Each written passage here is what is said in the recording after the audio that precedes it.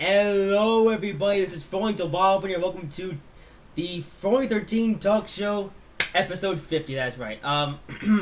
Yes, it is time for a talk show once again because I actually have some things to talk about. I mean, to be fair, I was playing this live stream for a little while now, but now I've got some other things to talk about. So this is gonna be it's a talk show. So anyway, yeah, welcome to the first live stream of the year. And even in the beginning of the live stream, you may have noticed a couple of changes. First of all, I changed the intro soundtrack. For the longest time, it had been the Real Racing 3 menu music, the new one.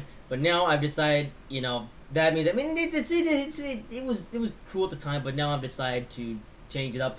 And instead, I've introduced the F1 2020 soundtrack, and I literally introduced this track because I recently got F1 2020, which I'll be talking about a little bit later in the live stream. But I was listening to the soundtrack on YouTube and was like, hey, this sounds really good. This honestly is a good replacement for the old track that I was using. So I was like, let's change things up a bit. And I was actually waiting until the turn of the year to do this. I was actually waiting all the way until the end of 2020 to change it up. So I figured, since it's a new year, well, it's not really new anymore, but it's a different year than 2020, so I was like, yeah, let's change things up a little bit. Anyway, let's actually get into some things. So let's see. First of all, TS2 Productions, hello. Alright, with the question, how rare is Amtrak? I don't really understand your question because I live near the Northeast Corridor, where you're almost guaranteed to see an Amtrak train if you just hang around long enough. The regional, the Acela. Those are the two Amtrak trains that I see, and even then, if you hang around long enough, you have a pretty good chance of seeing one. Indeed. Yeah, I'm not actually sure what the schedule. I don't really know. Whatever. I actually made some rail finding videos from last year, 2020. So if you want to see how rare Amtrak is, check those videos out. I just asked you a question. I literally just did respond. You said, you literally asked how rare is Amtrak, and I'm saying, I'm saying it's not that rare. I don't really understand your question though. How rare is it? I don't get it. Do you mean how rare is an Amtrak train or what? I don't get it. I don't understand. Or if you mean how rare is Amtrak as far as how much it's grown as a company, it's about medium rare. There we go. Amtrak is a medium rare company. It's good as it is, but it's got a long way to go before it's the best railroad in the world. There you go. It's still not on the levels of the SNCF or most railroads in Europe. And I would even say it's starting to fall behind from railroads in Japan as well. So I'd say Amtrak is medium rare, but I don't really understand your question though. Do you mean by whatever? All right. Well, I've answered your question to the best of my ability, but yeah. Anyway, also one thing you've also noticed is that I am using my face cam. You know what? I don't. TS2, I'm trying to answer your question, but I don't understand what you're asking. You don't have to leave because the stream has only just started. I haven't even gone to the subject of the live stream because you've been asking me these questions. So, yeah, TS2. If you could elaborate on what your question is, I could actually give it a legitimate answer, but I can't really answer the question properly because I don't understand the question. I don't get it. Do you mean I don't understand. I don't understand. I'm clueless. What are you asking me? I don't get it. Alright, so anyway, moving on from that. Let's talk about what I actually want to talk about for this live stream. So, and if you notice, if I'm looking down, just checking the face cam just to make sure that I'm in the frame. Speaking of which, I did a bit of a thing, and yes, I am using, I've decided this is going to be the format that I use from now on for my talk shows, where it's just my face. And since my face is so big, and my camera doesn't have a zoom feature, I've decided to place it onto a bit of a background, which is, if you look far enough, you notice that's the background that I used for my talk shows in the past. So, yeah. Okay, so enough blabbering. How about we actually get into the topic? So, first thing I want to mention is that, I have to talk about Donald Trump again. Oh man, I really don't want to, but I gotta. So I guess to just go over what we're talking about on those items. So first of all, Donald Trump is in the news, or at least not in the news. You know what I mean? I'll get into it in a moment. I already mentioned my community post and all, and yeah. So I'll be talking about that for a little bit. Then I'll be getting into the little things of 2020. Essentially, I went through my Twitter data, and I wrote down all of the little things that happened in 2020 from Twitter. Just gonna just ruin this question. Okay, TS2 Productions. I'm just gonna just remove this one because it's kind of silly. Because if you're gonna act like that, then I guess you don't deserve an answer from me, because it's just, if you're gonna ask me any question, please make it ask in such a way that I can actually understand it. And if I don't understand it, just explain it. All right, it's not that difficult. I don't understand. Like, what? How is that? What kind of a question is that? I don't understand. I don't know. Maybe he knows something that I don't. Whatever. So like I said, I'll also talk about the little things of 2020, and finally, I will also talk about some other things as well. So, I will admit I'm a little nervous to talk about the first thing, but I'm gonna do it anyways because I've already announced it, so there's no going back, and I don't want to clickbait you guys into coming, thinking, oh, he's gonna talk about this and they doesn't talk about that. No, that's not me. I try to keep most of my promises that I make on YouTube, even though I don't keep them all. I do keep most of them as much as I can.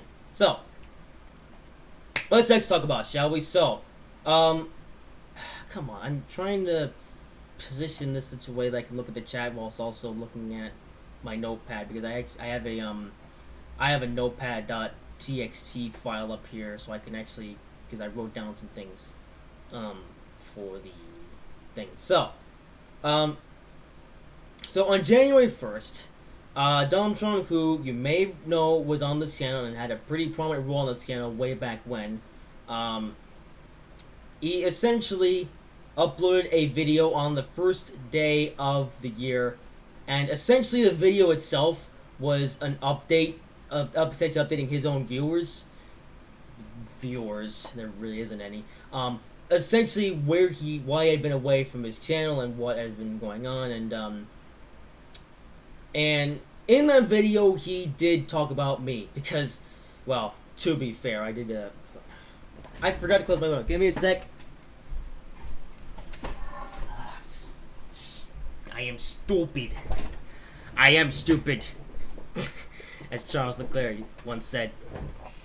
Anyway, so the video itself was, for the most part, I didn't really have that big of a problem with it. The only reason why I bring it up is because he talked about me for a bit, and he also mentioned some things about me that weren't accurate. So, well, they weren't accurate or they were just flat out untrue. And when there is misinformation about me online, I usually don't take to it very kindly. If someone is gonna spread misinformation about me online, they better make sure that I don't know about it, because if I find out, you can expect a very displeased Frowny13 Bobbin at your front door. Okay, not literally at your front door, but you get what I'm saying. I will find out, and I will talk about it either on Twitter or YouTube, and yes. So yeah, I kind of don't want to talk about Donald Trump because he's not a part of this channel anymore, but I don't really have any other choice since he's just decided to do this. I mean, after the situation, the whole snowflake of a racing owner situation, I really haven't talked about Donald Trump that much. I mean, after that, there was one point where where I briefly mentioned him in the Why Twitter Sucks video. Again, it was a really brief mention. And then there was the community post where I mentioned that I had written a letter to Donald Trump that turned out that didn't go anywhere. And it was essentially me criticizing Donald Trump because of what happened. And I will stand by what I said, because I feel like what I said in that particular community post was the best way that I could have gone around it, because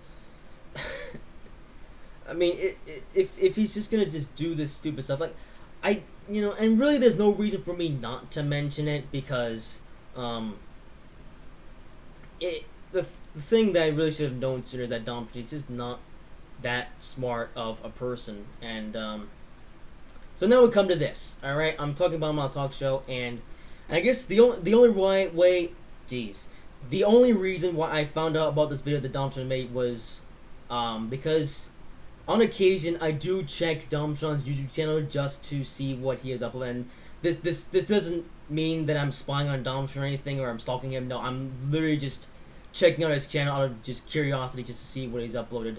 And and it's fair game because this is publicly available anyway, so it's fair game. And for the longest time, nothing really happened on that channel. I noticed that after he left the Top Gear 2.0 group, he privated all of his live streams that I did on Train Simulator and a few other games. Essentially, any live stream that I had to do with, went in and privated all those, which is understandable. I mean, after what happened, I can understand why he doesn't want me to be associated with his channel, and I haven't had him associated with my channel either since that happened. The only difference is that I haven't taken down any content related to him, and I won't, because this is, at the end of the day, I own the content, so I can decide what I want to do with it. So that means stuff like Bill and Ted, any live streams that Domtron took part in back in the day. I'm just gonna keep that stuff on my channel because, for one thing, it's my content. I can do whatever I want with it. And secondly, that stuff I put a lot of time and effort into, and I don't want to just remove it just because of someone who decided to become a miscreant and mess it all up. I'm not that type of person, So, how about we talk about the video itself?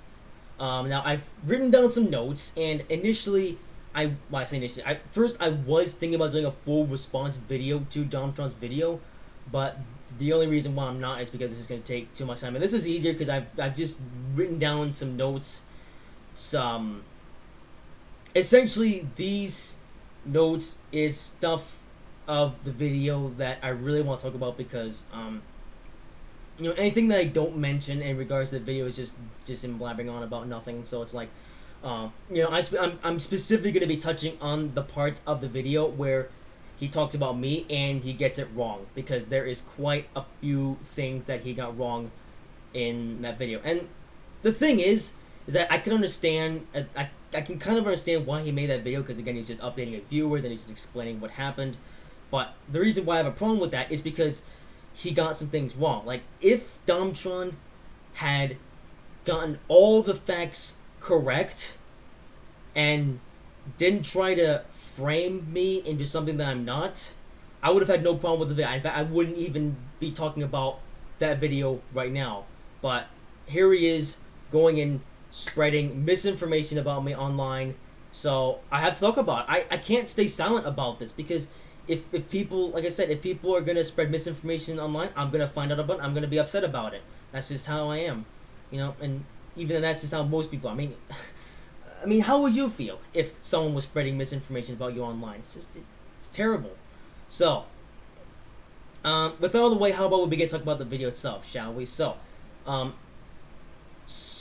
So now I guess we'll get to the part where Domtron specifically begins to talk about the situation that happened. So this is the situation between me, him, and Jay, the snowflake of a league. You know that story. And he eventually does tell the short version of that story, and I'm not gonna go deep into that story either, because I've already made 2 videos. Like, if you want to know the entire length of the situation, just watch the videos titled "The Biggest Snowflake of a Racing Owner Ever" and the part 2 of that video, which was what came of the biggest snowflake of a racing owner ever. Those 2 videos, they pretty much just tell the whole tale of what happened. Yes. So watch those if you're keen to hear the whole situation. So let's talk about getting back to the video. I know I'm getting sidetracked here. That's just me.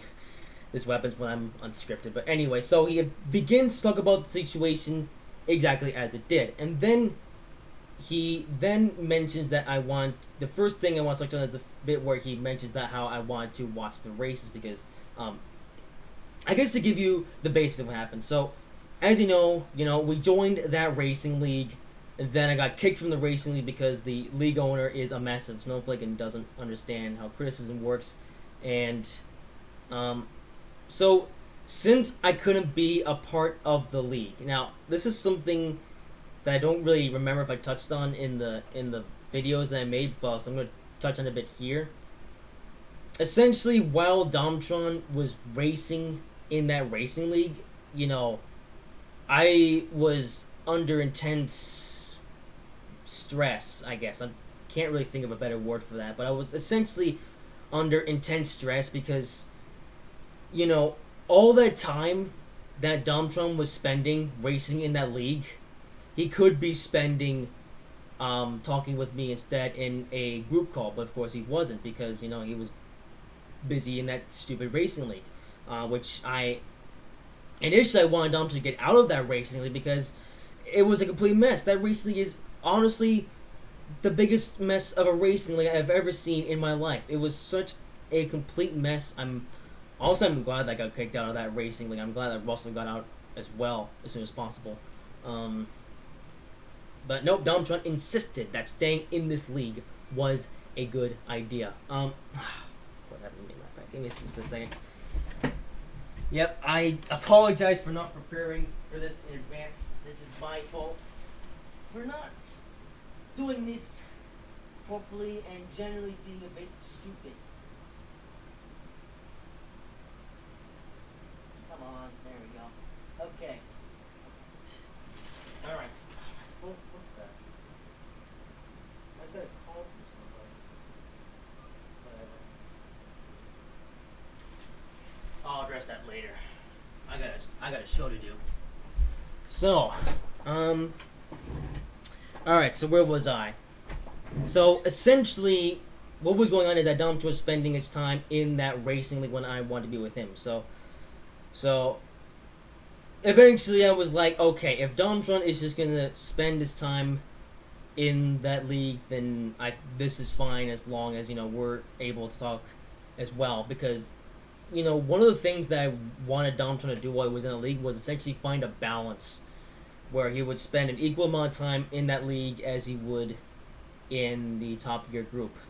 And for a little while it's worked fine until another certain event that I'll get into in a bit, but essentially during that time I wanted to watch the races because if I was going to have to suffer through Domtron in that racing, at least I wanted to watch the race. Essentially, it was like kind of a broadcast, except I'm viewing this from Domtron's perspective because On Steam has a streaming feature. So I was thinking that Domtron could stream his game to me and I could at least see what was going on and have some form of entertainment and see what's going on whilst I'm on the sidelines waiting for him to get done with his stupid racing. But that never happened. And essentially, Domtron was trying to take this fact and try to twist it into thinking that I was spying on him, which I wouldn't call it spying. It's really just watching. So okay, maybe it is spying, but I wasn't trying to cause any problems. It was actually supposed to be like a thing for fun, where I just watch. It was just me watching that race for the pure fun of it. Because if I wasn't going to be in that league, then I at least wanted to watch what was going on from a side. But that never really happened. And again, it wasn't even. I wouldn't even call it spying. It's really just watching. So I feel like spying is like closely analyzing the situation and making sure that everything goes the way they expect it to. Whereas watching is literally just, just seeing what's going on and whatever happens. So. So did I go a little bit too far with this? I don't know, maybe, probably not, but I didn't mean like any harm by it. I just wanted to see what was going on because, like I said, if I was going to sit on the sidelines and do nothing with my time for 3 hours, then I wanted to watch what was going on. Yeah, I know that was okay. Looking back, I feel like I could have skipped over that. So, the next thing he brings up is the fact that he mentioned that I thought that Domtron was using the league as an excuse to get away from Top Gear 2.0, and it kind of was, to be honest. Like, I feel like every single time, Domtron was trying to oppose being in a group call in the Top Gear 2.0 group, he was pretty much just using the league as an excuse to get away, and And I mean, that's pretty much all it was. It was really just him just using the league as an excuse to get away from the group for absolutely no reason. So, um, mm, I don't know. It's hard to put into perspective. I will be honest. Um, Really, the best way that I can put it is just, well, it's pretty much what it is. It's literally him using the league as an excuse to get away from the top 2.0 group. Now, was that Domtron's intentions?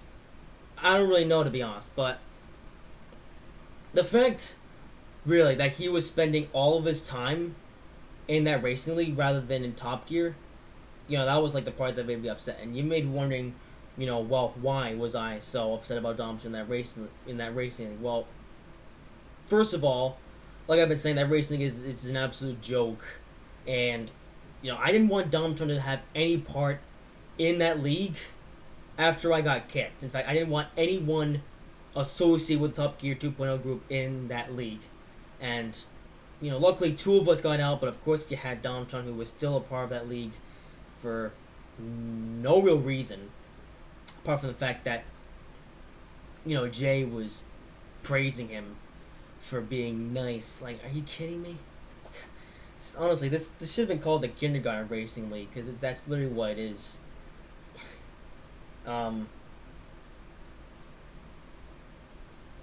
But okay, so the next point that I wrote down, though, actually kind of builds upon the point that I was trying to talk about before. Essentially means that I didn't talk in the group because of networking issues during the time in the league. And I will admit that while Domtron was in the league, we did have a few arguments that I'm pretty sure I already talked about in the videos that I made, where I was trying to let Domtron know that him being in the league was a bad idea, and our relationship was beginning to strain a bit, and he just kept on insisting that him being in that league was a good idea, even though I very well knew it wasn't. But this is Domtron, so it shouldn't really be a surprise, to be honest. I will admit this is kind of hard to explain without much context, but now I'm just, let me see. But yeah, it was, realistically, I guess this all boils down to just Domtron just using the league as an excuse to get away from Top Gear. I know this is a pretty big point, but I thought it was worth mentioning anyway. Alright, so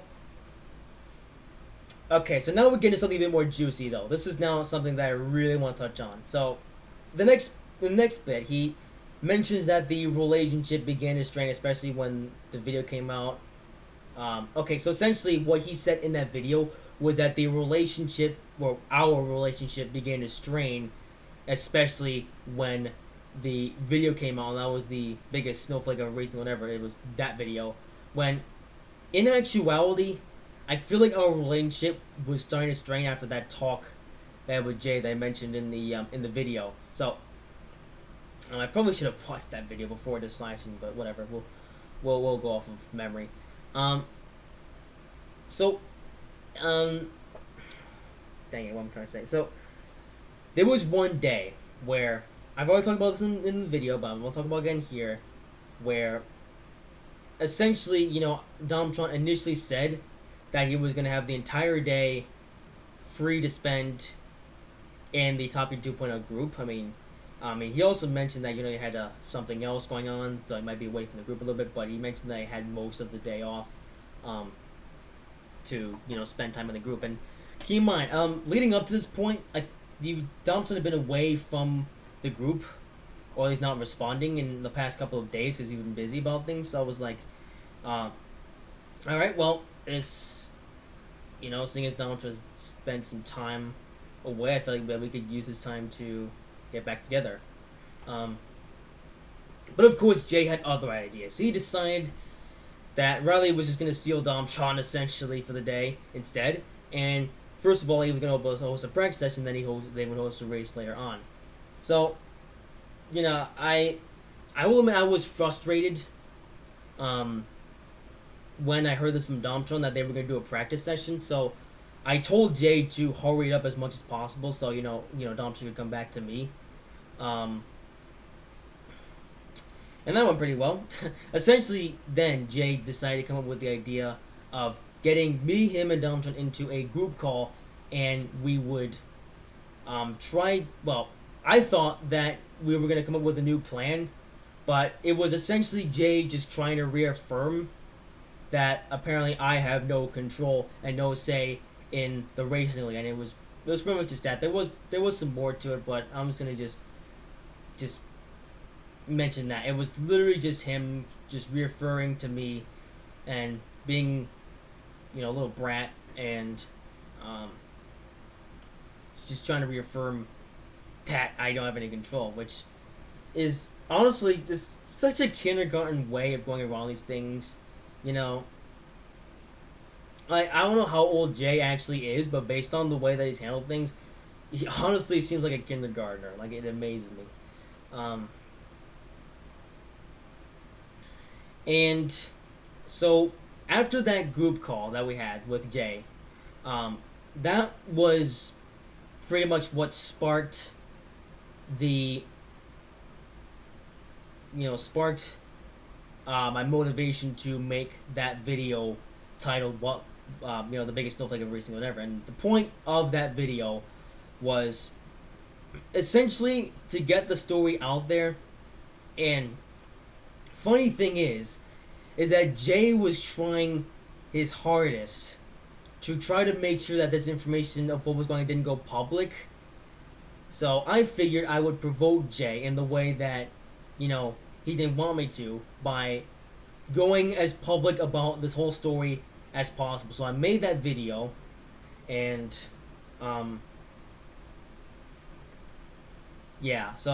but the point I'm trying to make is that he don't try to make it out how when the video came out, that was the point that our relationship really began to strain, when in actuality it was that call with Jay that when our relationship began to strain, and that video that I made was ultimately the straw that broke the camel's back. Like, it was pretty much over after that, which was kind of the goal in the first place anyway.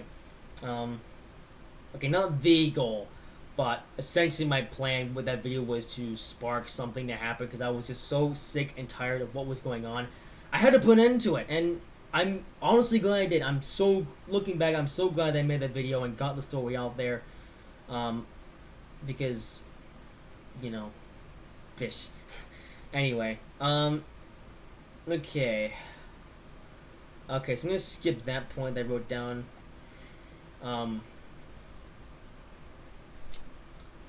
Okay. Okay, now we'll get to some things that I really want to mention, with the video. So getting past the video that I uploaded, he then mentioned the conversation that me and him had as a result of that video that I made, and this is the bit that I mentioned in the what came of the biggest snowflake of a racing whatever video, the part 2 of that video, which was explaining the aftermath of the whole situation. And I like how, I don't know what was up with Domton, but he essentially says that me and him had a discussion after I released that video.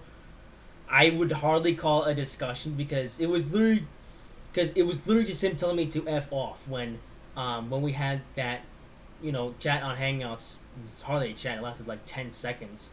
And, again, it was actually just him telling me to just go away and stuff like that. So it was like, so it's hardly a discussion. It's honestly just him being, I don't know, stupid, I guess. I don't know, but whatever. It's,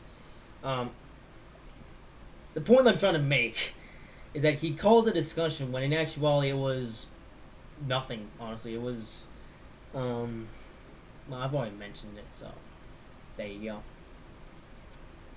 Okay, so the next thing, he refers to the videos that I made as slander.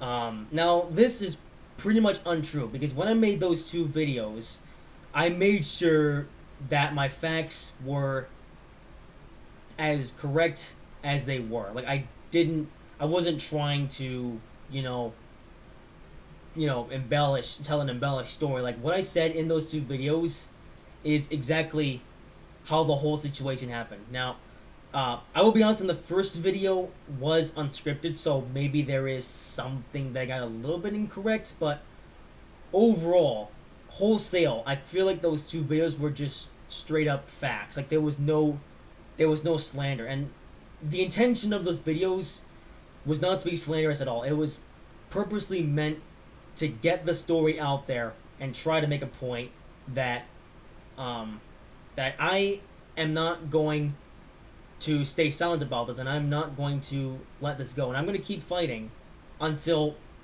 it eventually just comes to an end.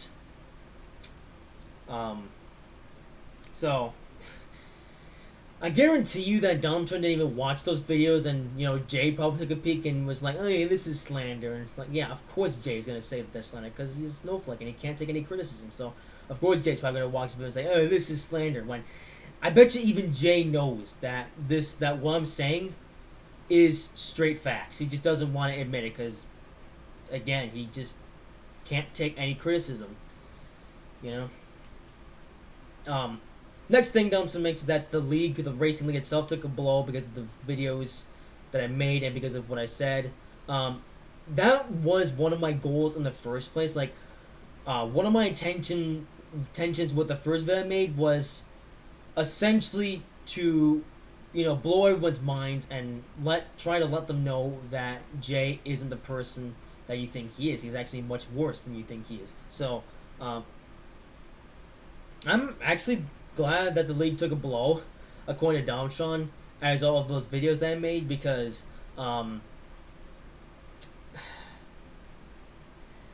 mean, if the racing league itself was a massive joke anyway, so I might as well come in and make it into even more of a joke than it already was. So yeah, the point of those of those two, well, the first video specifically was to try to damage the group in such a way after what happened, because if Jay is gonna try to damage me, then I feel like it's fair game that I swing back at him, and I'm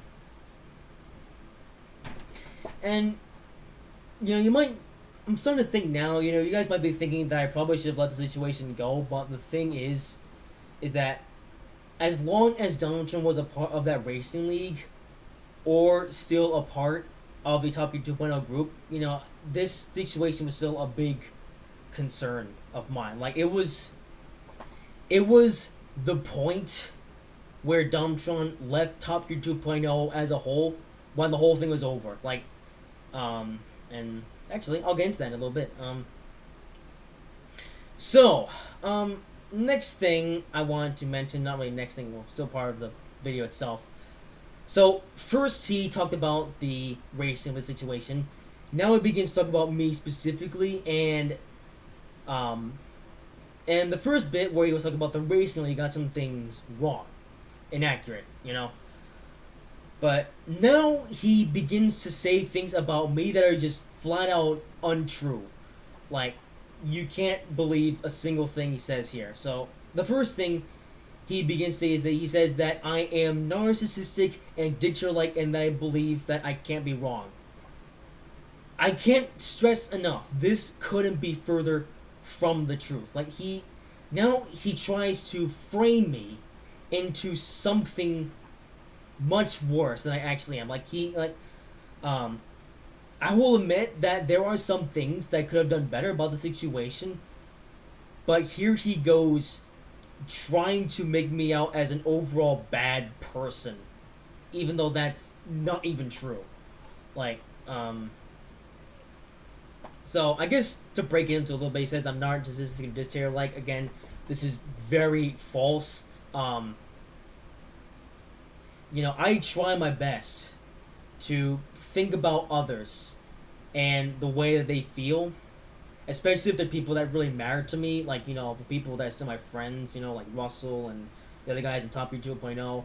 Um, I try to think about their feelings, and um, yeah, sometimes it can go a little bit haywire, but for the most part, I try to be as reasonable as possible, and um, I do admit to my mistakes if I made any, um, I will admit sometimes I am a little bit dictator like it's not, although it's not like insane, it's really minor.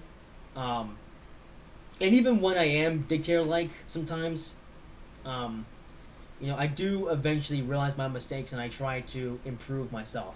Um, and I actually got to give Russell credit for sticking by my side. You know, me and Russell, we've had some pretty big arguments, but in the end, we're able to, solve our argument and, get back together because, eventually we realize, yeah, this is silly. So, um, and eventually we do make up in the end, so it's not really a problem most of the time. And then he goes on to say that I believe that I can't be wrong again. This is flat out untrue. Um, because I won't say that I believe that I can't be wrong. There are some times where I do believe that I am right, but if somebody can eventually come up to me or can come up to me and try to prove me wrong, then I might concede and say to myself, yeah, I was wrong about this. Because even nowadays, I don't get it right all the time. There are some things that I get incorrect, or, I say things that are not right. But, if someone can come up to me and prove once and for all that I am absolutely wrong, come up with an undisputable fact, then yeah, at that point, it's like, yeah, I'm wrong. So, it's a shame that Dumbtron can't see this because, actually I'll talk about that just a little bit later when I get this done. Um, so the next thing he goes on to say that I say that evidence of instances like this is fake or not true. Again, this is flat out wrong. Like I just said, if someone can come up to me with concrete evidence that I am wrong about something or someone, I will likely admit and say, yeah, I was wrong about this. I was like, yeah, I was incorrect. I was wrong. And I likely respond to that by apologizing and explaining whatever else needs to be explained. I do apologize for my work on the plate. But anyway, yeah. Again, if you can come up to me with undisputed evidence as to why I'm wrong, then yeah, at that point I might just concede. But I will at least say though, you're gonna have to provide some evidence that is like really concrete. Like if you come up to me with evidence that is even a little bit, disputable, I might just come in and say, no, actually, you're wrong because X, Y, and Z. So, I guess I look at words that says evidence of such is fake or not true. When in actuality, sometimes, yeah, like I said, I will say that your evidence it's not concrete enough. Like it's not strong enough. It's just it's weak. It's just you being a little baby, I guess. I want to use adult words, but this is a kiddie channel, so I gotta keep it family friendly. Okay. Next thing I want to mention is that he mentions. So next thing he does is that he mentions the Twitter incident of how I couldn't wheels my way out of it. So, okay. So I guess the Twitter incident he's probably talking about is the incident that I talked about in the Why Twitter Kinda Sucks video. And if you want to know the full extent of that situation, just watch that video. But essentially what I did in that situation is I said something on Twitter that was, that eventually, came to my sense that what I said was wrong.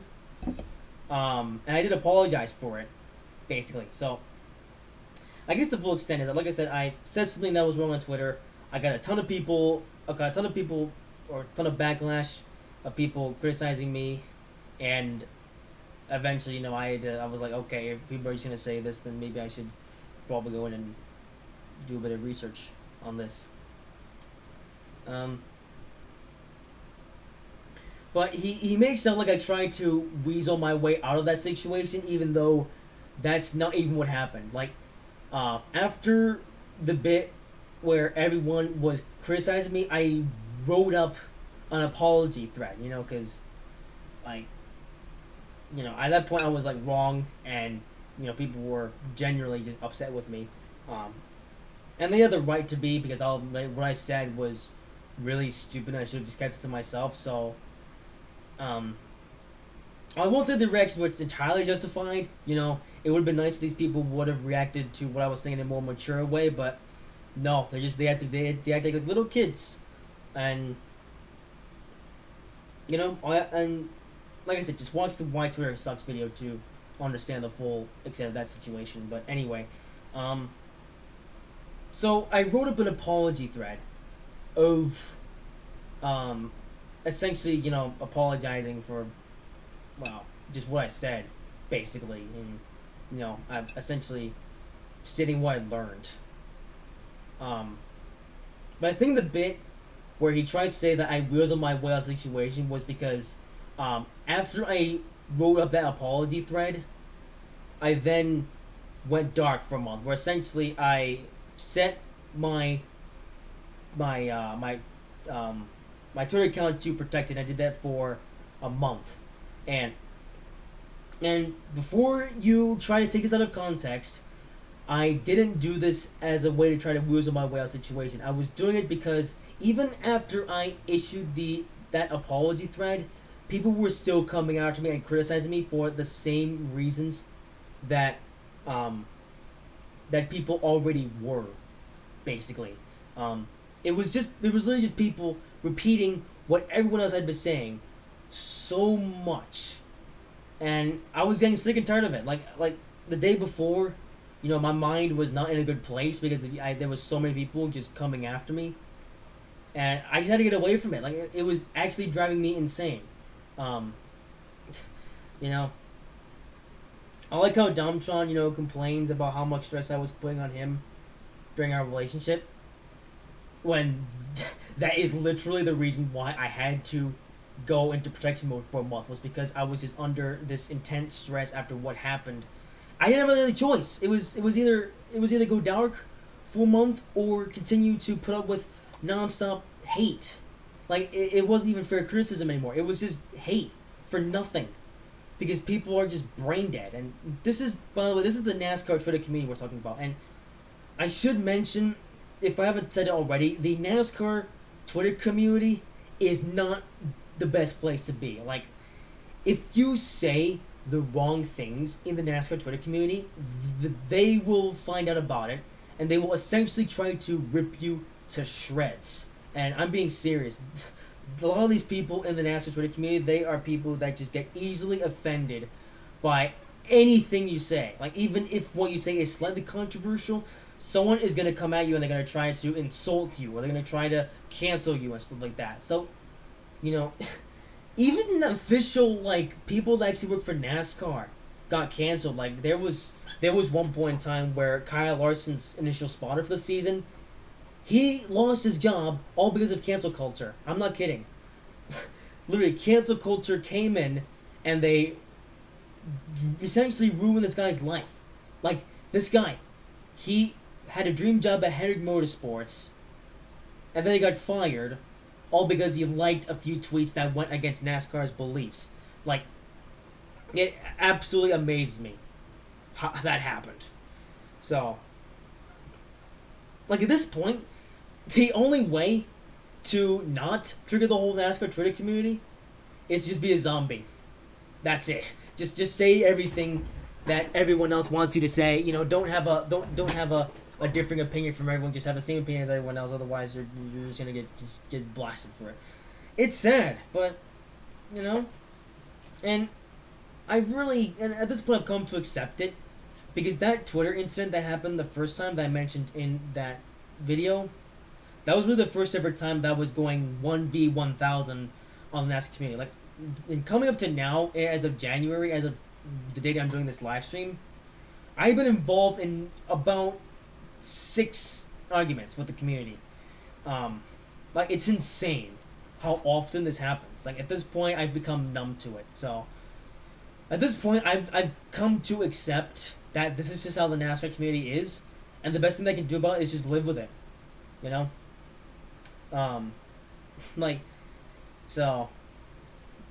I guess going back to Donald Trump's point, again, that wasn't me weaseling my way out of the situation. That was literally me just trying to just get away from everyone that was just trying to come after me. And I'm so glad I did that, by the way. That turned out to be a really good decision. Because when I came out about a month later, it did come to split reactions in the community. Like, some people forgave me, some people didn't. And, you know what, that's fine. Like, if like, the people that forgives me, they're the people that really matter. And the people that didn't forgive me, that's their own fault. Even then, why do I care? They're just morons anyway, honestly. Yes. So, okay, next point is, now this is a point where things get really juicy. Essentially, then he goes on to threaten to release any information about regarding our relationship. So, essentially, Donald Trump was threatening to release text, probably things like text messages and other details that isn't publicly available, as a way of just essentially trying to destroy me, even though that's not going to work for a reason I'm going to get into in just a moment. Essentially, we do this if I said something about him. So, essentially, he was like, if I say anything about him in a community post or Twitter thread or in a live stream like this, then he would basically release all the information. Well, now he's probably going to do that. Now that I've spent this entire segment, I spent almost an hour talking about this. So, yeah, that's fun. But it doesn't really make that much of a difference for a reason I'm going to get to in just a moment. So, yeah, I'll tell you what, I'll get back to this in just a moment. So, yeah. Okay, so next thing he says in the video, he says himself, "I am very sorry things happened the way they did," which I do not believe that there's any truth to this apology at all. He's essentially trying to apologize to me that things happened the way they did, which I don't accept, because if he was truly sorry, he would actually own up to what he did in that situation and essentially learn from it, which I have not seen in this video at all, because in this video, he just continues trying to make me out into something that I'm not. And then he goes and tries to apologize for what happened, which, don't apologize to me for the way that the things happened the way they did, alright? What happened. Instead, Donald Trump should apologize for what he did. He apologized for, what he did, what he caused, everything that he did. Because I was under pretty bad stress while the situation was going on, and that's why I had no choice but to just go public about it. I just couldn't. I wasn't gonna play around anymore. The games were over. It was time for me to, let them know my place. So, yeah. So yeah. And I know, funny enough, Dumpton also said in the video himself that he's not gonna apologize for what he did. Well, alright then, whatever. It's like, then don't apologize for anything then, if you're not, because what happened. And the other thing, I guess one of the things worth mentioning is that he essentially apologized for the things that happened the way they did. That makes no sense. It's essentially, he's apologizing for the way that the situation happened. Even though the way that situation happened was largely because of Donald Trump. And it was also, Jay was a part of it, but I think I'd say that mostly Donald Trump was the one causing this situation, like how the way that it did. So I like on one sentence he apologizes for the way that those things happened, even though Donald Trump was largely the cause of why those things happened the way they did. And then he goes on to say that he doesn't apologize for the way they, like, come on, dude, pick a lane. Are you gonna apologize or not gonna apologize? I mean, I'm okay with either. Like if you don't apologize for what you did, then fine, whatever. But I mean, even if you do apologize for what you did, you're gonna have to show that you've genuinely improved and have learned something, because an apology means nothing if you don't actually learn from the mistakes that you made. And I don't think that Dom just learned a thing from the events of the situation, as proven by this video, because he continues to say the same things again, and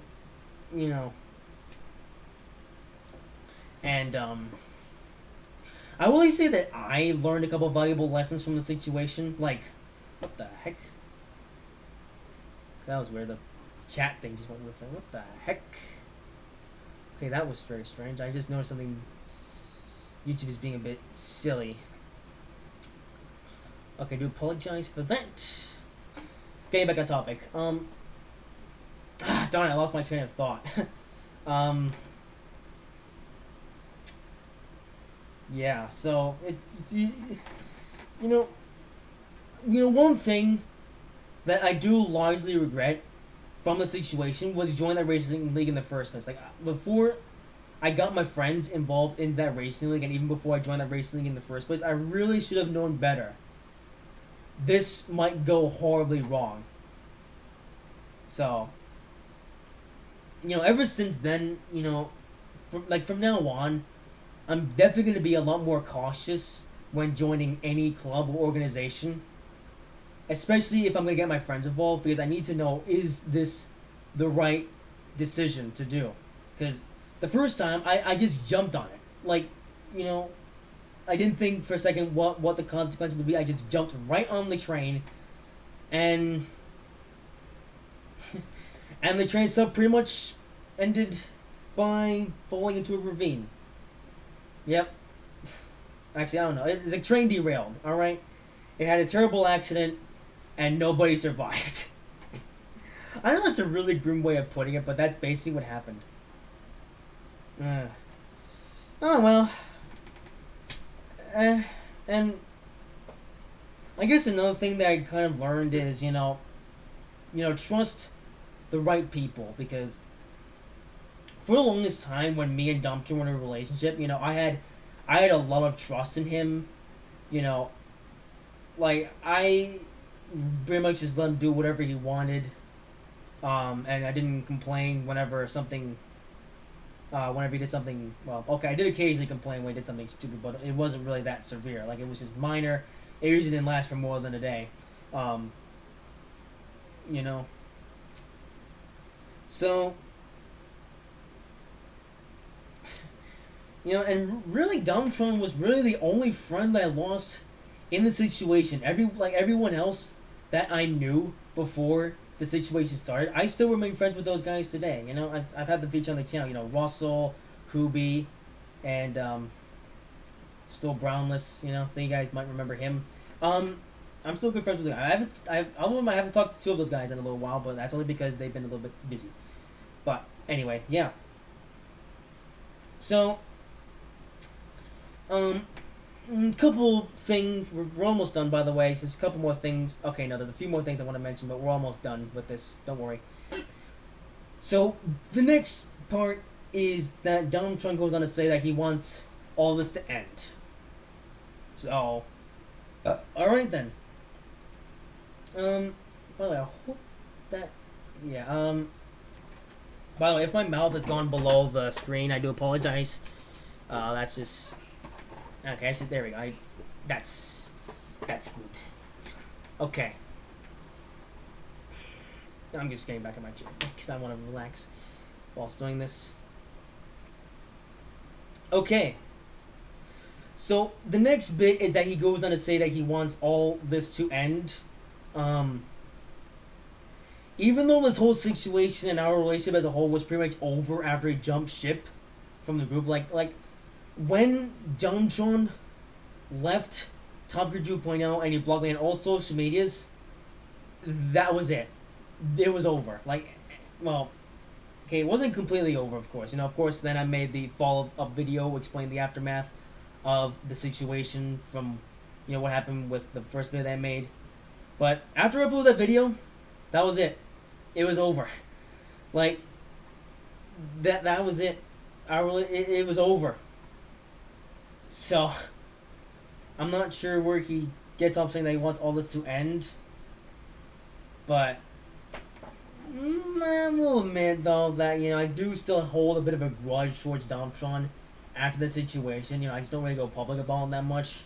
Like, really, the only two times for this one was, again, the Twitter, I briefly mentioned the Twitter video, and then I made that community post, but that was about it. Other than that, I really haven't, done much with Domtron at all, and why would I? He's not even my business anymore. Domtron, he hasn't been my business ever since the situation came to an end. Well, of course, he's my business in this live stream because he made this video, but you get what I'm saying.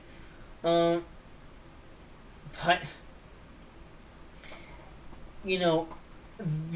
at the end of the day, the only way that me and Domtron are going to be able to settle our differences once and for all is if he ultimately apologizes for everything that I did. Because, this whole situation that happened was largely because of things that he was doing. I was trying to, make sure that me and him were on the right page, and I was trying to keep the group as a whole together, or at least keep him on the group. And, Jay didn't really play that much either. Well, to be fair, he did. Like, I would say that Jay played about 30% of a role in the situation. Domtron played about the other 40%.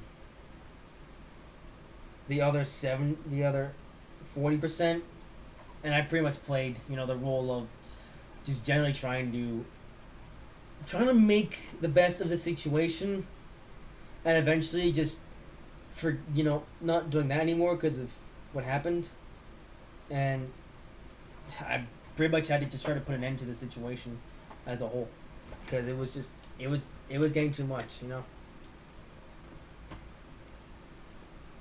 How can you blame me? Like, I can't be the only one that's been in a intense situation and just had to disconnect from it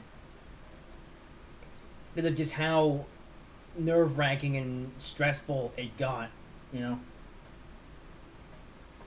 Like, the main reason why I made that video was because the situation just got so bad I had to find some way to put an end to it, or at least get a better deal out of what was already going on. And eventually I did put an end to the situation, and I'm honestly pretty happy for that.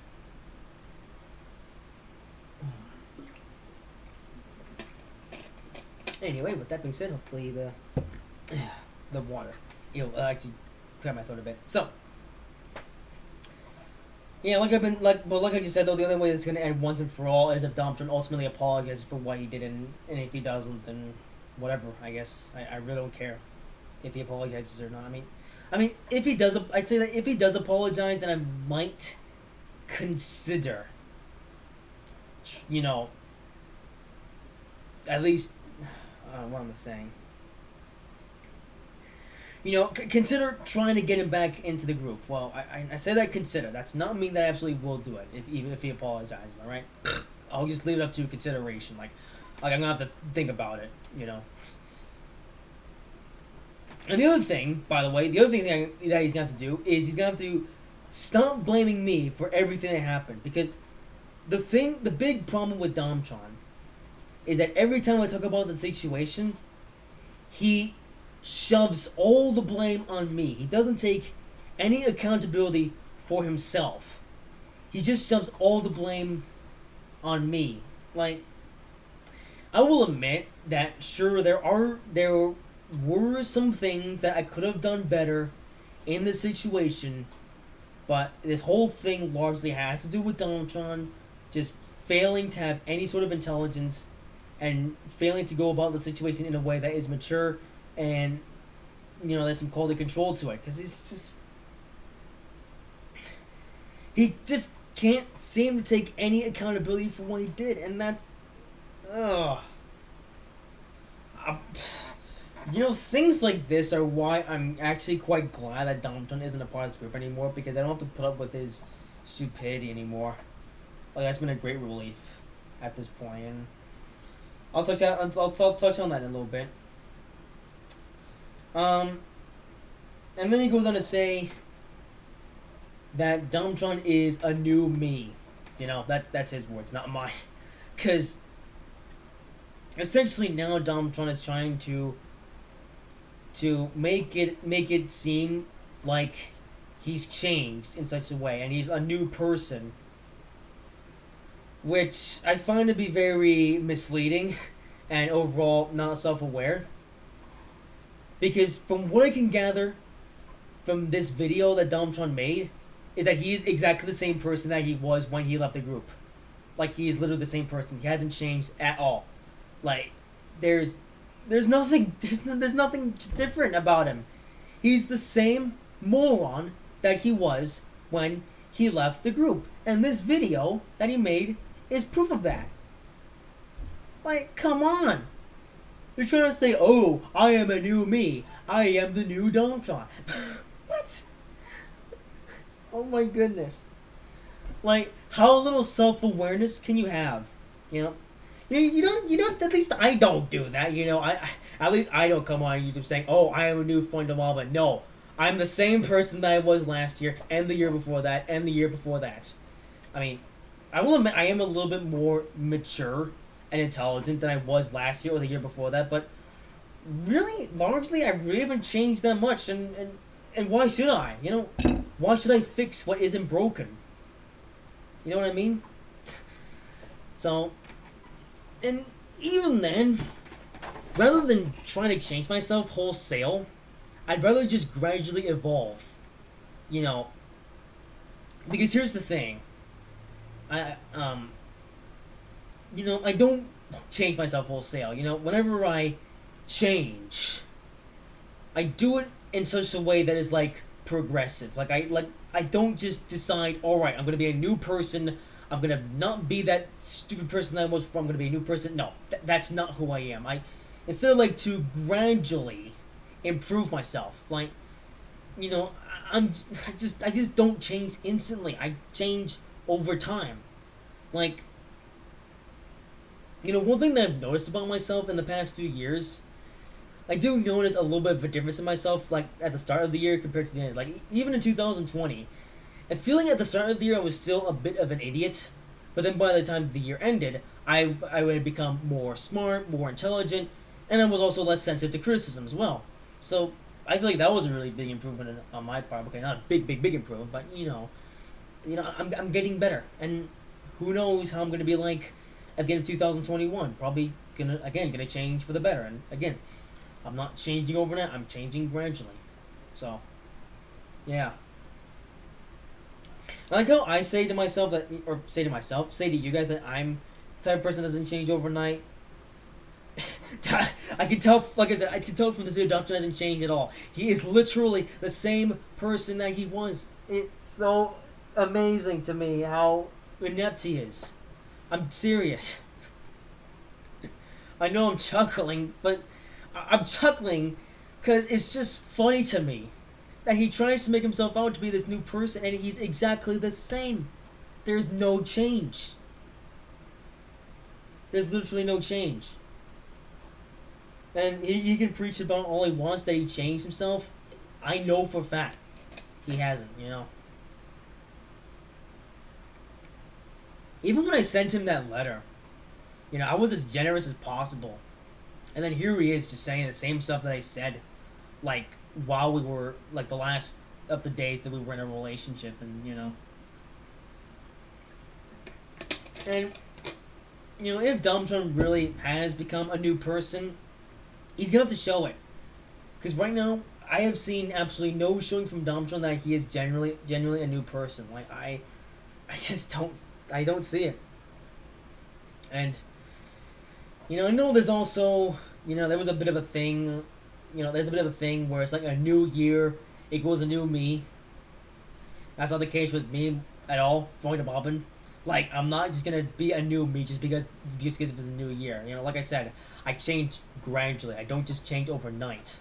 And even I don't just decide I'm gonna change. I just it's like a natural evolvement. Like how humans as a whole, they gradually grow up. Like when they become when they're a baby, and they grow up to be an adult in a natural way.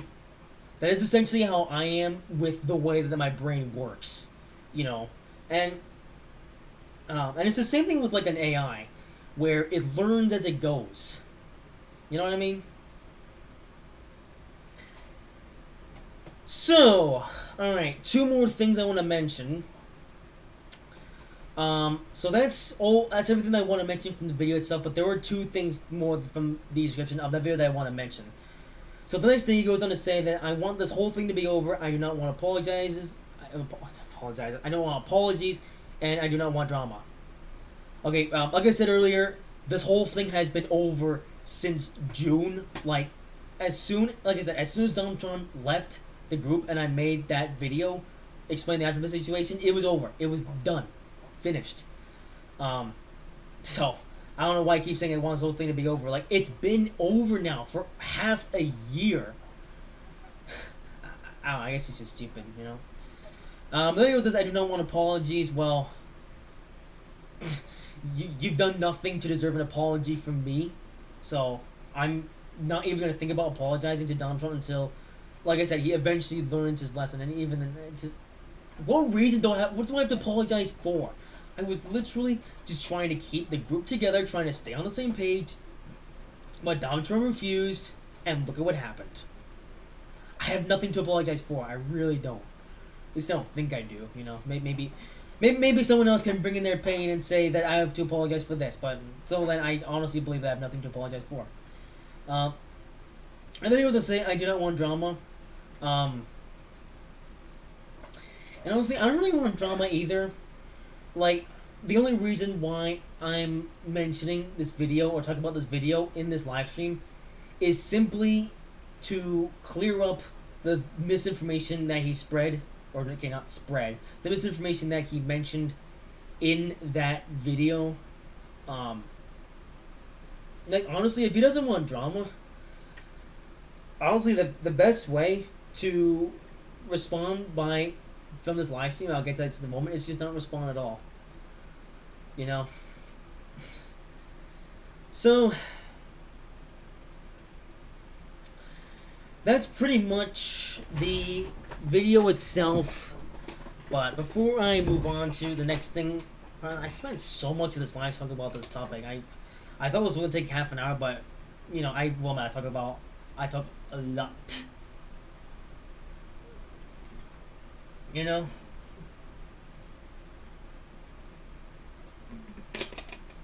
So,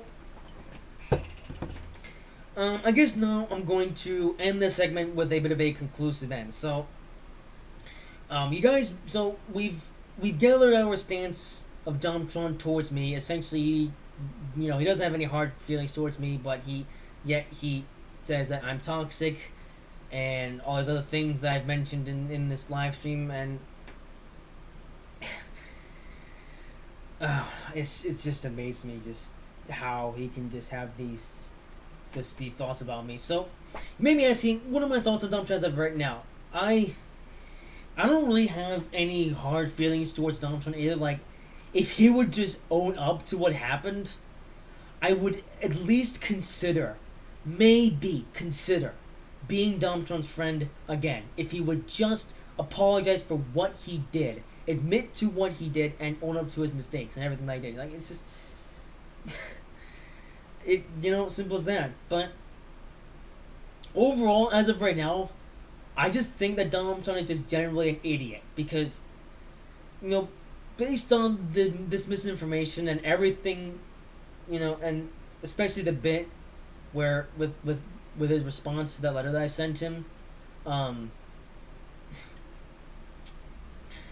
you know, it's clear to me that Donald Trump is not an intelligent person at all, and one other problem with him is just the way that he acts.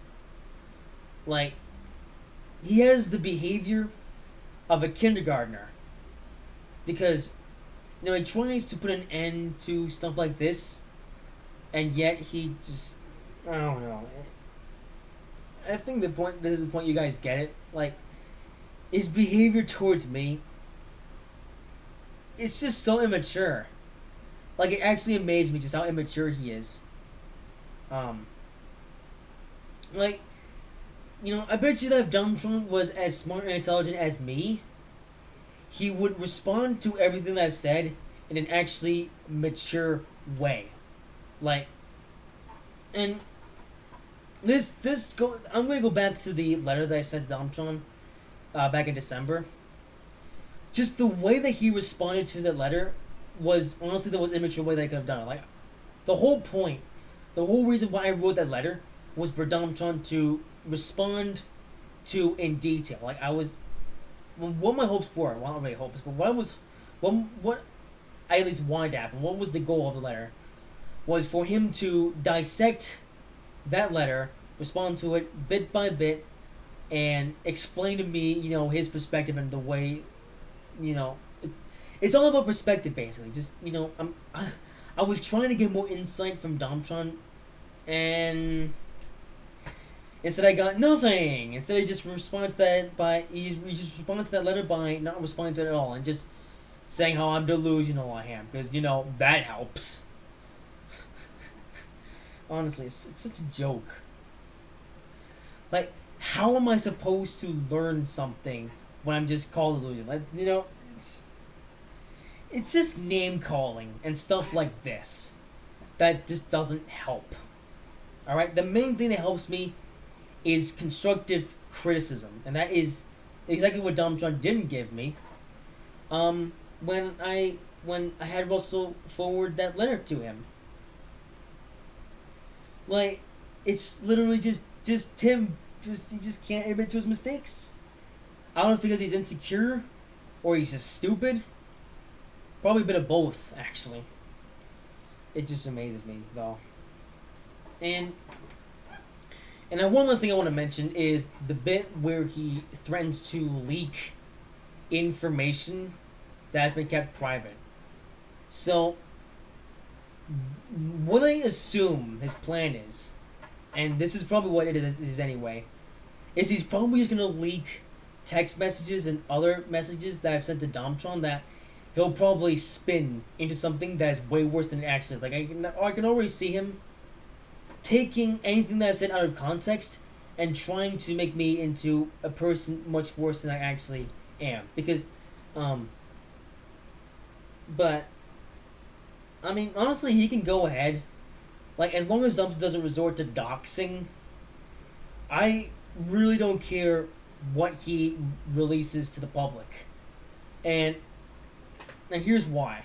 So, I want to compare this to the situation with Turkey Tom and Power Cynical, because Turkey Tom, he essentially made a document trying to prove that Power Cynical is a P word.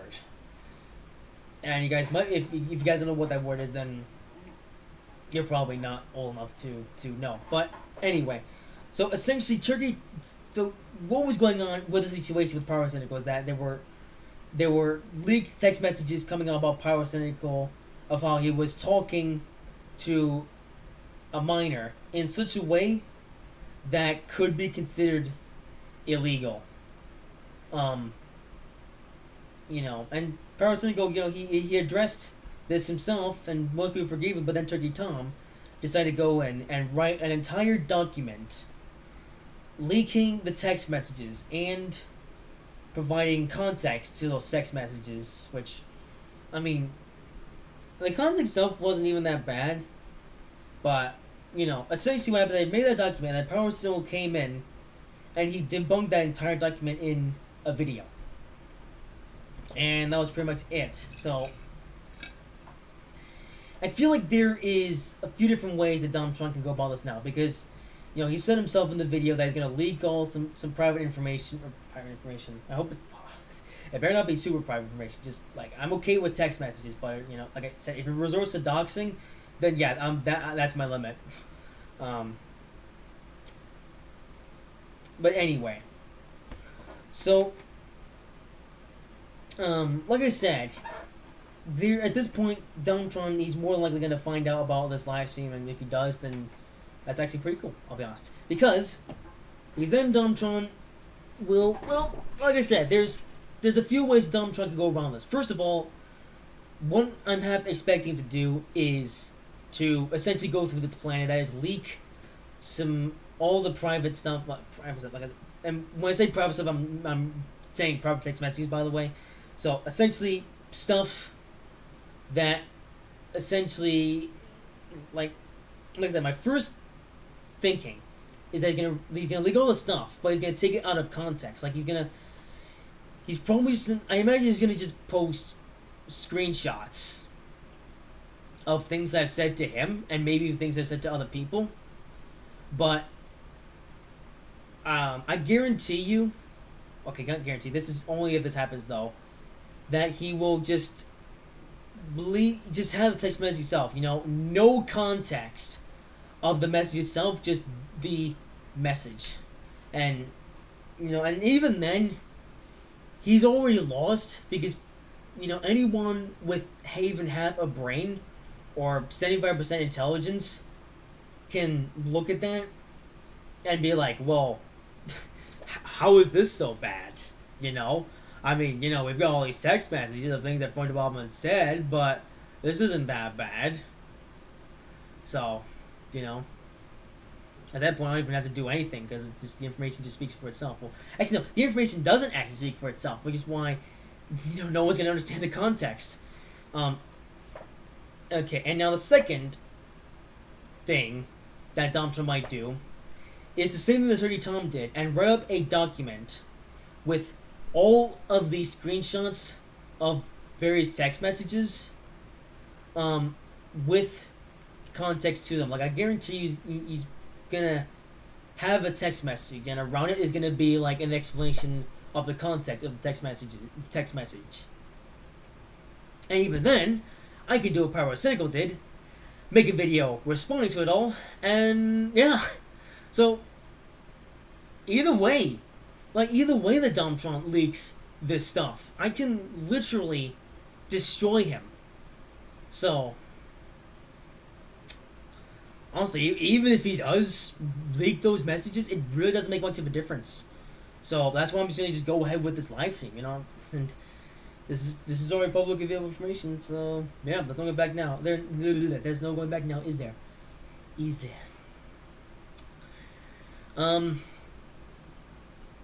And now the third thing that Donald Trump could do is nothing at all. Like I said, he did initially say that he was gonna leak some stuff, but maybe now that I've said so much about it, maybe he's probably not gonna leak. He's probably not gonna do it at all. And honestly, that's probably the smartest thing that he can do at this point. Like, I know I've said all of this stuff on this live stream, but I think the smartest way that Donald Trump can do about it is just to ignore it. Because, facts are facts. I've done it to death on this live stream. And so honestly, the smartest thing they can do is just not respond to this at all. But then I just realized the fourth thing that Donald Trump could do is possibly make an entire video. Maybe not an entire video, but make some kind of a video essentially addressing the things I've said in this live stream, and probably leaking some of the other text messages along with it. And yeah. So that's about it, honestly. We're almost done with the situation. Or we're almost done with talking about the situation, and yeah. I know I've always spent the first hour and a half talking about this, but Yeah, I honestly was anticipating this being a long live stream, and whatever. It's a long stream, but that's okay, you know.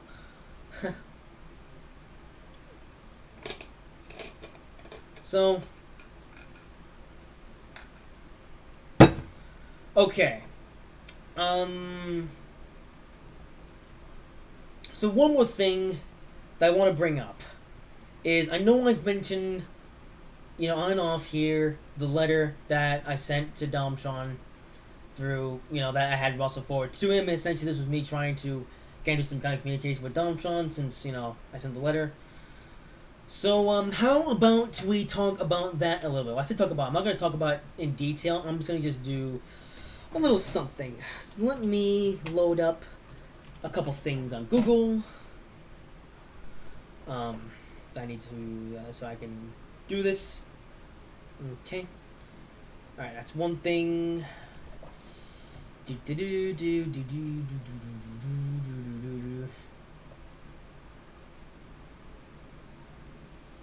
Oh, what the heck? Okay, there we go. I just left down a Google Doc, by the way. Just making sure. Okay. Did I not? What the heck? Oh. Oh, okay, there we go. Wait, what's this? Oh, I see what this is. Okay, I'm just looking this up. Never mind. I'm just getting some things together. Don't worry. Just give me a second. I actually should have done this before I began the live stream, but I'm just gonna close that anyway when I'm done. Okay.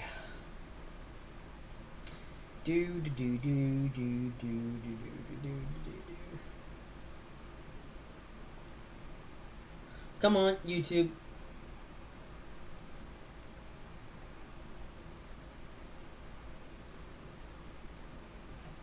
Okay. Let's talk, shall we? So, well, I say talk. I'm not really going to talk much. I'm just going to just read a few things. So, one of the things that Dumpster mentioned in the description of this video was that one of the things that was going to leak was the letter that I sent to him back in December. So, what I'm actually going to do here, there really isn't any reason for this letter to stay private. So, I'm actually going to do Dumpster a favor here, and I'm going to essentially leak the letter. I say leak. It's not. I really call it leak. It's just putting out some more details, really. So, I guess now first I'll explain the community post. So as you know, I began by saying, so this was the day after I sent the letter, by the way. So essentially I said, so you can read this for yourself in the community tab, but I guess just to, provide some more context, I'm gonna read off here. So here is the community message. So I said, hello everybody, I never thought I would bring him up again, but it's time for me to talk about Domtron. Yesterday Russell told me that he apparently didn't have any more beef with me, and that he still watched my YouTube content. So I figured that maybe he had learned his lesson and wanted to join the group again. But after Russell opened up the idea, Domtron resisted and basically said no, which doesn't surprise me in the slightest. He then said some things that made no sense, so I decided I would write a letter to him explaining my perspective and have Russell forward to him. This letter was intended to clear things up and maybe even help him see some light. I was nice as possible, but I still wasn't good enough, and I just want to say that I hadn't changed and was just as delusional as ever. I left my letter open-ended so he could respond to everything and make himself... okay, excuse me. Oh, never mind, I did record it. I left my letter open-ended so he could respond to everything and make himself more clear, but instead he just wants to rattle about how I am this bad person, and then he goes on to say that he has his ideas, yet he never really explained what those ideas were. So he was probably just spreading mouse dribble to get excited for nothing. And by the way, those ideas turned out was pretty much just leaking everything on the internet, which again doesn't make a surprise. All talking to watching, how pathetic. This was pretty much all an attempt to open up the possibility of him returning to the group, but he's instead continuing to live in his own sad, pathetic world where he is the only one who's right and everyone else is wrong. I'll reiterate, I regret nothing that happened back in June and was only trying to keep the group together, but because he was so up in the air, I had to let him go. So fine, if he just wants to resist and do things his own way, then he's none of my business. I have better things to work on than some sad old man that's stuck in his own world. I really hate people like that, like in a visceral way. And this was written back in December, but I still stand by this. Like, my mind hasn't changed, really. I will be honest. So that's still relevant. And also said, if you're a recent subscriber and would like to know more about why he's not part of the group anymore, I made a video explaining what happened. So this is essentially just a link to the what came out of the biggest snowflake ever raised single league video. And like I've been saying, if you want to hear the full extent of the situation, watch those 2 videos and stuff. You know. So now let's get into the letter itself. So I've now explained the context of the letter, so let's read the letter itself, shall we? So this is a 3-page letter, and there's quite a lot to go through, so I'm gonna get through this as quickly as I can, while also, trying to speak English. Okay. So here we go. Start off by saying, I'm just gonna just read it line for line. All right. So here we go, reading it now. Well, it's been a while, hasn't it? I know you said that you didn't need this courtesy. No, I messed up already. I know you said you didn't need this, but courtesy of Russell, I've sent this to you anyway, simply because I want to let you know my perspective. This isn't going to be me getting all upset because of the way you handle things. Rather, I'm just telling you what I think is going on. You can pound, so this is just a load of rubbish, but I want you to read this anyway, so here goes. The only reason this is happening is because Russell told me that you didn't have any more beef with me and that you still watch my YouTube content, so it gave me a slither of hope that perhaps you want to join the group again. I thought you didn't just come up to me sooner because you thought that I was so mad at you for what happened back in June. Just a hunch. But from what you said to Russell recently, I've gathered that your stance on me hasn't changed at all, which doesn't surprise me in the slightest. You then went on to say things that make absolutely no sense to me, and I felt there was a disconnect. I'm not saying what you said was stupid, I just couldn't make sense of some of it. So I'm going to go over what you said, give you my take on it, and you can take it from there. Okay, you say the whole idea of a group specifically run by one person is broken to begin with. There's nothing mutual about it. I don't know where you get off saying that. Now, sure, I am the one that initiates most of the events that happen in the group, but besides that, I let everyone else do what they want. I'm not some dictator that's like, this is my group and you do whatever I say. This is supposed to be a friendship group where we talk to each other and take part in whatever is going on. I could never imagine myself behaving in such a way. Didn't you say I ruined this for myself because of the control that I want? In case you didn't know before, I was only trying to bring you back down to earth because you were so up in the air about that darn racing league. You were so committed to that league that you practically dumped everything else around you to the point where it was the only thing that mattered. You showed next to no consideration for me or anyone else in the group. Even when we tried to contact you and let you know what was going on, you just brushed off your shoulders like nothing. That really set me off, and I decided I had no other choice but to do something about it. I pretty much exhausted all the options I had until I went for that one final move with the video that I made, and we all know how that went. Now, I could have just not given a crud about how much time you were... Wait, hang on, I read that wrong. Now, could I have just not given a crud about how much time you were spending in the league? Of course. I tried saying it, but it was no use. You know that guy who really loves this one girl and will do anything for her, yet the girl in question just opposes everything for no real reason, and the guy can't stop thinking about her, so the guy gets desperate and tries everything possible to win her back? Yeah, that was me. Obviously not to a love extent, but I tried to stay reasonable, and that went nowhere. Did I go overboard with it? Perhaps. Well, with the way you treated me, how can you blame me? Honest question. Now, I will... I'm going to stop for a minute. I will... Looking back at the comparison that I made to, like, the guy and girl thing, I will admit that was kind of cringy, but I was really trying to find the best comparison to try to just point out, how much I cared for Domtron.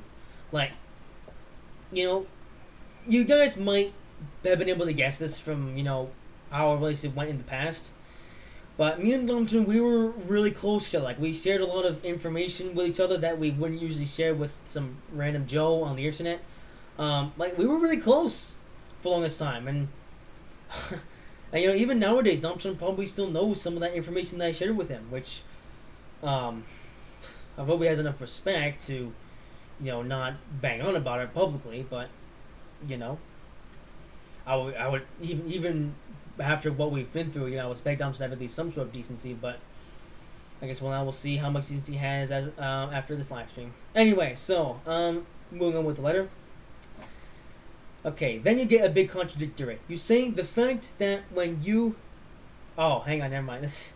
By the way, I should mention now I'm addressing a text message that Domtron sent specifically to Russell, so... Okay, so then you get a big contradictory. You say the fact that when you, Russell, got COVID, that he didn't believe the virus was real at first is definitely telling of how messed up he is. And then say in the very next sentence, I can't understand not believing something. Well, if you can understand not believing something, then why do you say that me not believing in the China virus goes to how messed up I am? You know this China virus stuff is all political propaganda to get Trump out of office, right? Just ask my dad. He's got some pretty good evidence that it's all made up and doesn't actually exist. And by the way, I just want to mention the China virus is fake. By the way, there is no real virus. It's well, I should say coronavirus is fake. It's the China virus that's kind of real because of the social distancing stuff. Like even though there's no actual pandemic, we're still pretending there's a pandemic going on, which is why it's called the China virus, and it's all China's fault, by the way. And that's not being racist. That's not me being racist, by the way. That's me like telling the darn truth. You know. Okay. Okay, so next I'm going to say there's a reason I'm very careful about who I trust. This next statement is flat out untruth. He is a non-racist and doesn't want to believe he is in the wrong. Are you serious? Dude, if you could provide actual evidence to prove that I'm wrong, in quotes, then I would actually think for a moment and realize that I indeed screwed up. Like, when I know I'm wrong, then I'll admit it. But until there's enough evidence to prove it, then I can only keep questioning. That's just me. Then you say, I am not taking a half-hearted apology so I can reel me as the camera goes out. Come on! I do apologize. Gosh darn it. We were going so nicely, too. Nothing from Discord, apparently. Stupid webcam doesn't work. Hey, come on. Wait, is this not... Please work. Oh, here we go. No, change the camera type.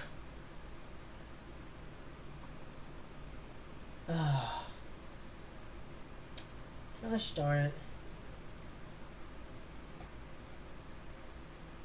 Hang on,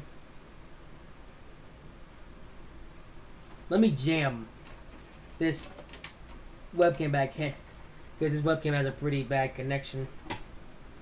Alright, let's try again. Okay, now just default to the OBS thing. Remove... What the heck? Okay, I guess I gotta do this all over again. I do apologize for having some technical difficulties. Okay, here we go. Switch... Oh my... Can you stop disconnecting, you pile of junk? Jeez. And here we go with this again.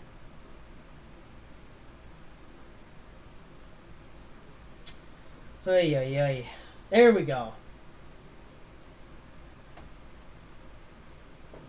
Okay. There we go. Camera's back. Apologies for that. Had some particular way. Let's continue with the letter. Okay, where was I? Oh, to get back to the letter. Then you say, I'm not taking a half-hearted apology so... I'm not taking a half-hearted apology so I can reel me back into this little party. That's not even my plan at all. What do I have to apologize for anyway? If anything, I'd be happy if you apologize for purposely neglecting the group and treat us like we're nothing and putting all of the focus into the other league just because I want to hang out with you so badly. So then you say it will take much more than an apology letter to fix things. Hey, I'm not expecting that to happen. I don't expect you to become my friend again just because I wrote a letter explaining what went wrong. Heck, I'm not even expecting you to become my friend again at all. Not saying I'm opposed to it, but I'm not going to get my hopes up until you give me some amount of reassurance that it's at least possible. I'm just writing this to let you know my perspective. Now, there are some things I do kind of agree with, like you referred to me as a narcissist, which I do have all of those traits, but it's nowhere near on the level that you think. If it was, then I wouldn't even have any friends. And you also compare me to Donald Trump, and to be fair, I do see a lot of myself in Donald Trump. But that's a good thing. He's just trying to improve the country while keeping those pesky Democrats from getting the money that they don't need. I mean, look, he's now exposing them Dems for voter fraud. What would you do if you lost in a rigged election? Meanwhile, I'm here just trying to keep everyone happy in the group. And even if you don't like Trump, still better than Sleepy Joe. I still stand by that, by the way. it's worth mentioning that when it comes to the whole racing situation with Jay, I regret absolutely nothing. The only thing I regret was joining the league in the first place and getting you guys involved. If only I had known it would backfire so badly. No, if only I had known it would backfire so badly. By the way, let's address the elephant in the room. The big idea I'm getting from you is that you want me to change. Okay, but change how? If you do respond to this, this is something that I really want you to break down and explain clearly. How am I supposed to change? What parts of me do you want me to change? How can I change myself so there's a chance we can be friends again? If I want to change, I need some honest feedback about where I can improve. Some things aren't as clear to me as you think. It's like if you criticize something I made and told me about the problems with it that I didn't know about before, so I could go and iron those out. Now, of course, I'm not just going to change my ways overnight just because you told me so. Like you say, it will take much more than a quick fix button to solve all the problems. But I can at least work with what you've given me and gradually develop myself into a better person. And who knows, maybe one day we'll have everything solved and we can be friends once again. I keep having dreams about the day we get on a call once again to talk about casual things like we used to. So maybe one day that dream will become a reality. I can't tell whether this is just wishful thinking or we'll actually get back together someday. You've read this letter, so now the choice is yours. I'm not going to force you back into the group or come up with some half-baked statement to try and make you believe that I've changed. I'm better than that. I look forward to your response to this letter. And there you go. Really nothing, really no part of that letter that I can't share online. So I was like, well, why not? You know, why not share that information online? It's just... So that's the letter. I've leaked it for Domtron. I know there's some other things that Domtron will probably leak that I don't have myself, and even then I can just take that and, explain it in such a way that, when Domtron does leak all that stuff, the only people that is going to be fooling is all of the brain-dead idiots who just want to believe everything that they see and stuff. Despite what he says, despite what he leaks, I know that all you diehard fans will stay, and even if you don't, that's totally fine. Yeah. Well, that's pretty much it. That's the entire Domton situation. I spent the past hour and 40 minutes talking about the situation, and I'm done. Yeah, so seems that this is gonna be a really long talk. So, I've already spent the first hour and 40 minutes just talking about this whole situation, and yeah. So, depending on Domtron's response to this live stream, I'm really keen to see where this goes. If Domtron does respond to this live stream in such a way, there is a chance that I might mention it and maybe even talk about it in great detail.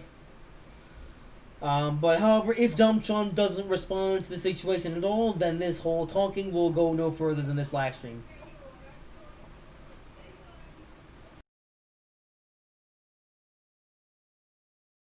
I do apologize for that. Give me just a second.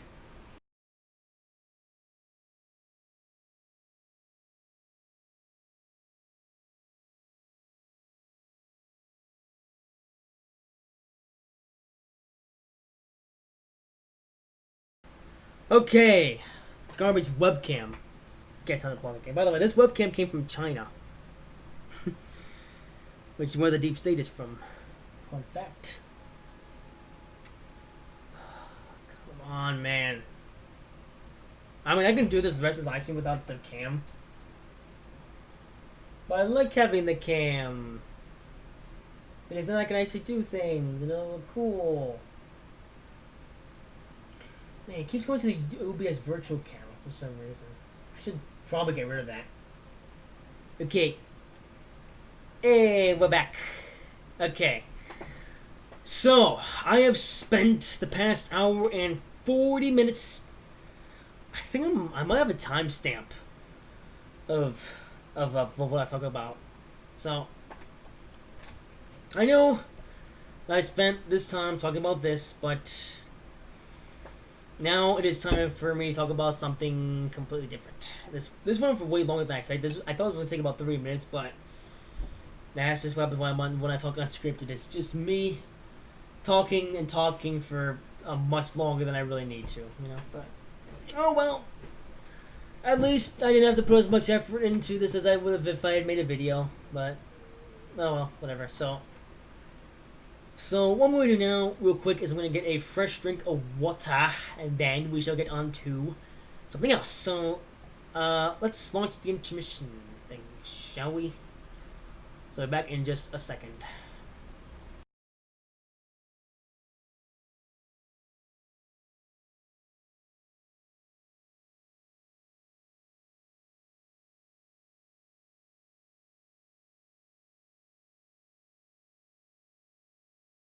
Okay, it turns out in the intermission tab I didn't update the pictures, so bear with me for just a second.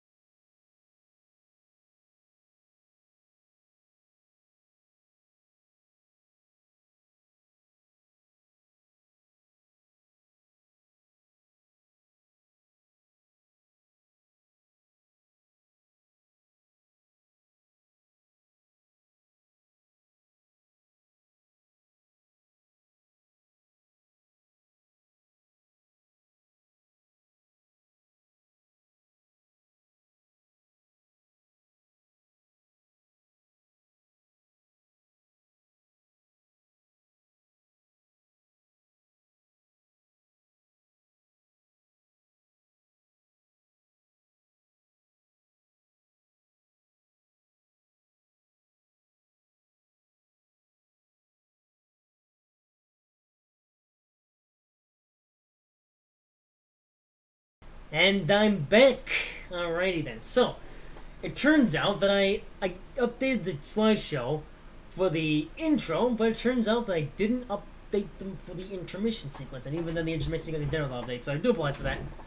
Oh my goodness, the stupid camera. You know what? Whatever, we don't need a camera anymore. Alright, we should do the rest of this live stream, just me talking, alright? I'm not gonna mess up all of this for the next 10 billion years. Go away, StreamYard. You are a okay, not stream better, but stupid webcam super. So you know what? Screw it. We're gonna do the rest of this live stream, like this, because I'm just I don't want to deal with this anymore. Right. So how about we take a quick look at Twitter? 13 playbacks. Yeah, it's probably just because of the internet. It's going bad. All right. So I got myself a full drink of water. I'm gonna need this.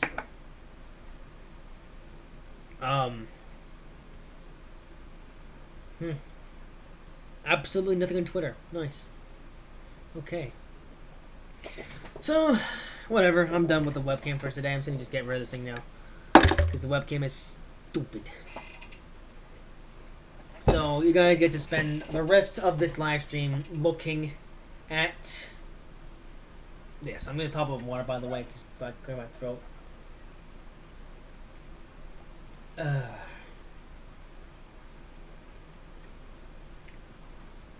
Yeah, I'm just I've been talking for almost 2 hours straight, and I still have another whole section of this live stream that I need to talk about. You know, and if I didn't even plan on the Dom Trumpet taking that long, it just did because there was just so much to talk about and get through. Like, honestly, I could have just done one talk show talking about what I actually wanted to talk about this time. I could have done a talk show addressing the video, but you know what? It won't hurt to make this a super, super long talk show where I talk about two things. You know, it won't hurt. I've got all night. Yeah, I'm not the first person to have done to have done the live stream this long, where I'm just talking about stuff.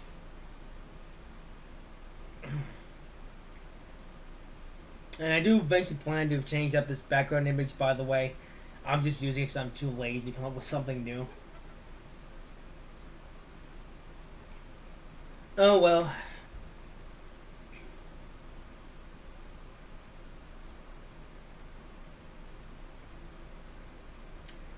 Anyway, now we're done talking about that. Now we can talk about something more positive. Just since I bring up some water, you know.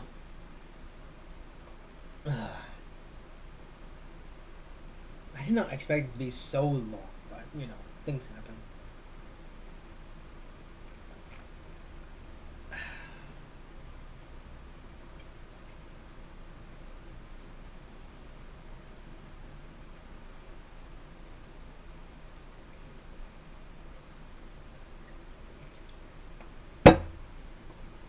You know, to be fair, this next section probably won't take too long, but I'll probably talk about it for at least another hour. So we'll see. I can't say this is gonna be a very bitty long live stream.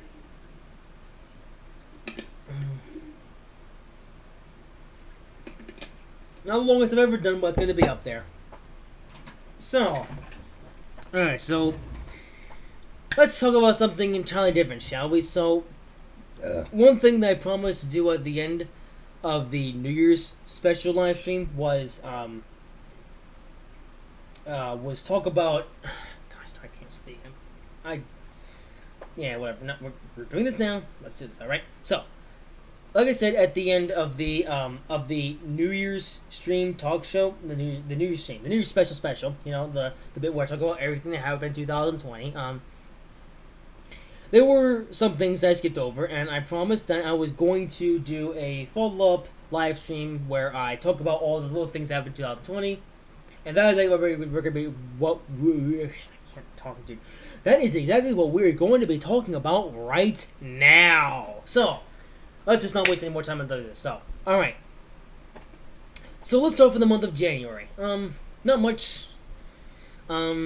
But first thing I want to talk about is the 24 Hours of Daytona that happened last January, 2020. It was an interesting race, I will say, but the part that I want to touch on specifically is the fact that it wasn't on TV. So, on that day, I had gone to the Amherst, big show. You know, the Amherst Expo train show thing. The video that was 43 minutes long, it was that show, alright? So I went to that show that day, and and on the same day was the 24 Hours of Daytona.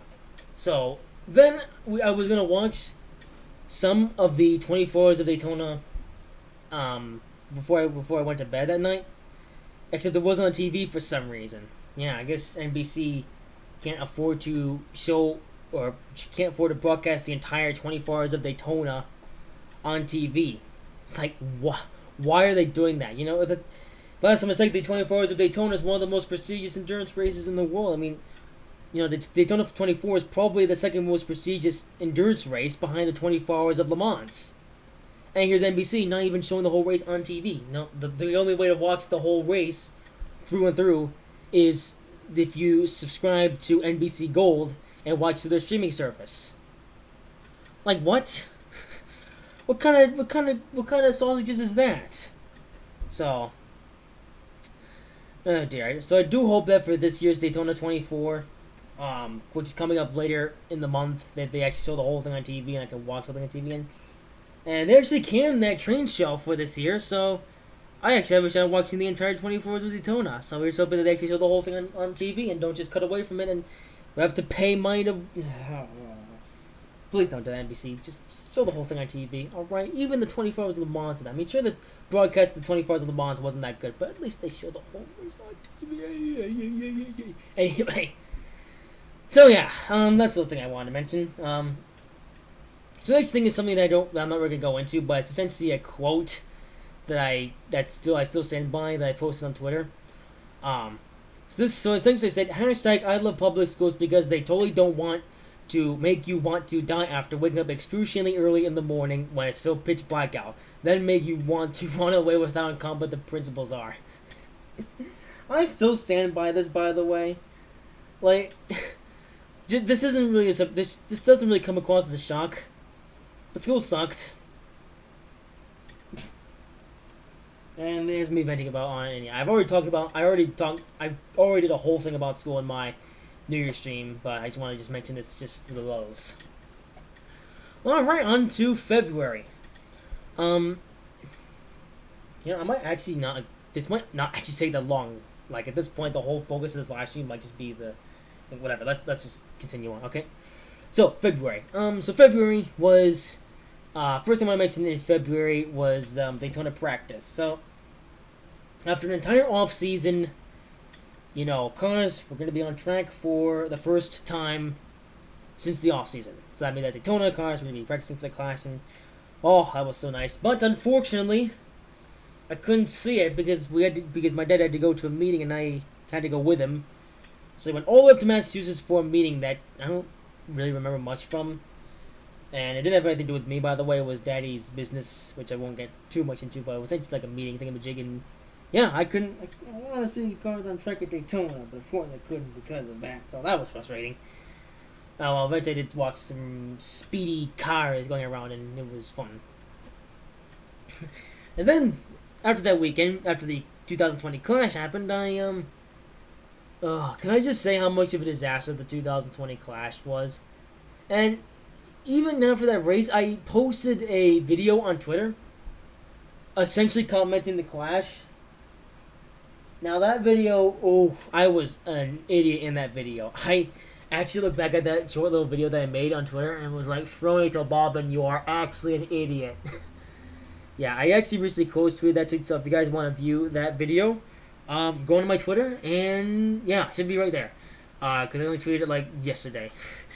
Yeah, I really just called myself an idiot now. I will admit that voice in that video was very stupid, and like a lot of that stuff, a lot of my opinions in that video have changed, and so yeah. Anyway, later that week, and they told him William Byron won a thing in the duels. Yes, sir, William Byron finally won a thing in the Cup Series in the, I forget if it was first second duel race, but William Byron won a thing in the duels. It was so cool. After 2 years of not really accomplishing much in the Cup Series, Byron had won a thing, and it was so cool. So, here's something that William Byron convinced him more in 2021. And then we have Harrison Burton winning on Leap Day, so that was also pretty cool. On the very last day of the month of February, Harrison Burton won the NASCAR Xfinity Series race on Leap Day. And that's so cool because, first of all, Harrison Burton actually shares the same birthday as me, except, of course, Harrison Burton is exactly 1 year older than I am. But that's cool. That's why I'm actually quite a fan of Harrison Burton, by the way. And also, what was pretty cool about him winning on Leap Day is that the only two NASCAR Xfinity Series drivers who went on Leap Day is Jeff Burton and Harrison Burton, so both Burtons. Yeah, two Burtons have won a NASCAR Xfinity Series on Leap Day, and that's pretty cool. So that was pretty cool. And Harrison Burton, that was his first ever win in the NASCAR Xfinity Series, and like I said, I'm a fan of Harrison Burton, so that made me really happy. Okay, so now we come to March. Not much here. First of all, though, Brandon Jones beats Kyle Busch. Yeah. I never thought that Brandon Jones would ever... Well, okay, he did win that Xfinity Series race in 2019, but then he beats Kyle Busch to win another one in 2020. How? I have no idea. Hello, KC, Electro Buzz. I just noticed your comment right now. How close are you to starting starting the Pokemon series? Not close at all. I have no plans, and I will never be starting a Pokemon series. I have zero interest in Pokemon, and I'm not doing it. So there's no Pokemon series. It's not happening. It's never gonna happen. All right. Oh, he retracts his message. Okay. Yeah, you're asking the wrong person. All right. I'm nowhere near close to starting a Pokemon series, and I never am because I have no interest in Pokemon. All right. I don't dislike Pokemon. I just don't care about it. All right.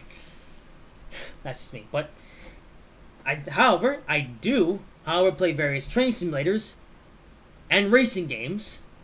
So, if you want to watch that, then go for it. But no Pokemon. Wrong channel. No kidding. But yeah, no Pokemon. But although there is a series coming soon that's billed as season 4, we can watch that.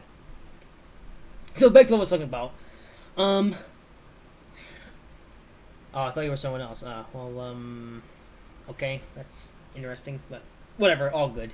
Anyway, so Brandon Jones beat Kyle Busch. How did he do it? You know, in that race, I so thought that Kyle Busch was going to win, but he didn't even lead any laps. I don't think he did. Instead, the winner of that race was Brandon Jones. I mean, it was so enough seeing Brandon Jones win his first career win, back in October of 2019. But then he gets second win by being the Candyman Kyle Busch, the Kyle Busch. Like, what? How do you do that? We're all thinking that Brandon Jones is a talentless hack, and here he goes beating King Leech. So that happened.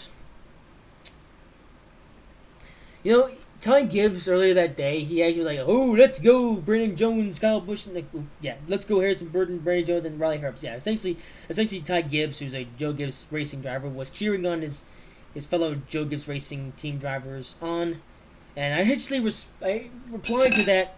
I do apologize. I'm gonna get this fork. Go away. Thank you. Anyway, darn it, I forget what I was saying. Yeah, and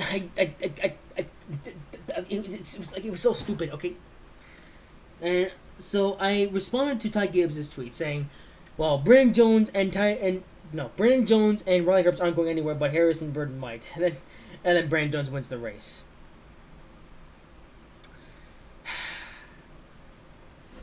It's stupid, all right.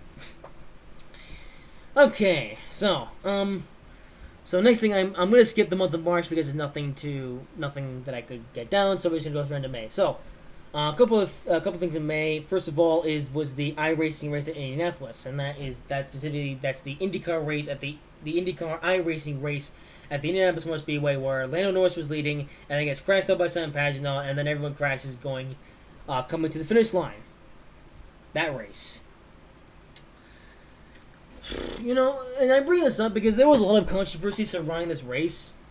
There was people saying, "Oh, that was very stupid of him. He shouldn't have done that. This was a stupid race." And there's people just saying, "Oh, it's just a video game." And you know, I'm on the side that it's just a video game. Why are we getting up in arms about this?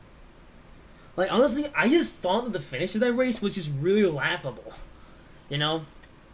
So I don't know why we're even getting riled up about this. Like, it's a video game, bruh, as David Land liked to say as well that race. But yeah, it's a video game, man. Okay, not a video game. It's a simulator, but it's not real. Okay. I mean, I will say I was upset about Lando Norris getting taken out by Simon Pagenaud, but the finish though, I just thought the finish was laughable. I mean, yeah, sure, it wasn't really the finish that we were expecting, but it was just laughable, okay? I thought it was funny. Because they have everyone just crashing into each other. You know? I actually remember watching that race with my dad, and Dad, he just laughed so hard at that finish. And honestly, I feel the same way. Like, honestly, you just laugh at the way that race ended. Alright? there's really no seriousness about it. Like, yeah, jeez, I can't speak anymore. I have seen some people make the argument that, you've got all these sponsors, you've got all this stuff, putting all this effort into making this event happen, and then you have professional race car drivers just messing around and not taking the event seriously. But again, it's a video game. It's a simulator. All right, this isn't the real world. Like, sure, yeah. If this happened in real life, then yeah, we should all be upset because you have these drivers racing on a very elite level, and here they are screaming around. But this is iRacing. This stuff happens pretty often, actually. Okay, maybe not often on a super elite level, but it's just real race car drivers just trying to have some fun. So yeah. Okay, of course so it's getting thingy again. So, next thing I want to briefly mention is my computer. Yeah, my computer lost internet for a day. So here's now I'll tell you the story. This is actually a pretty deep story, which is gonna take some time to explain. So this is where things are gonna get interesting. So, so it was Sunday, and I was about to enter a league race, and just so anyone doesn't get confused, this racing league is completely different from the one that I was talking about earlier on this live stream. Completely different, like I said, completely different racing league. Nothing to do with what I was talking about earlier in this live stream. It's an actually serious racing league. So I was about to take part in a league race on that day. So I go to start up my computer, and it doesn't connect to internet. Yeah. So my computer, this was the weirdest thing, because I made sure everything was working. The internet, the connection, I made sure everything was working, and for some reason my computer just refused to connect to the internet. I did all kind of troubleshooting, trying to find out what was what, and yeah, so and unfortunately my computer was just that way for the whole entire day. Like, for that whole day I had no internet. Like, it was just everything. I couldn't do anything. I couldn't use my computer for anything. For really, the only internet connection that I had was through my iPad, or my phone, and that was it. So that sucked because I missed my league race, and later that day was the Coke 600 race NASCAR Cup Series, which I did watch for a bit, but then grew bored because the race stuff was boring. But yeah. So at the end of the day, my computer was basically just not connected to the internet, and I did do some troubleshooting, and I couldn't really find the main culprit. Like, I wasn't sure if it was either Verizon and their internet were not working right, or if it was some hardware issue with my computer, or if it was Microsoft programming being stupid. Now, I did do some troubleshooting, and I did eventually try to settle on the fact that it wasn't Verizon's fault, because the thing was that while my computer wasn't connecting up to the internet, everything else wasn't. My iPad, my phone, even my Xbox One was connected through Ethernet cable. All of that was connected up to the internet. Everything. It's just the only thing that wasn't connected to my internet was my computer. And by the way, I just want to mention my computer is connected through Ethernet, because it's more reliable than wireless connection. Very useful. So, anyways,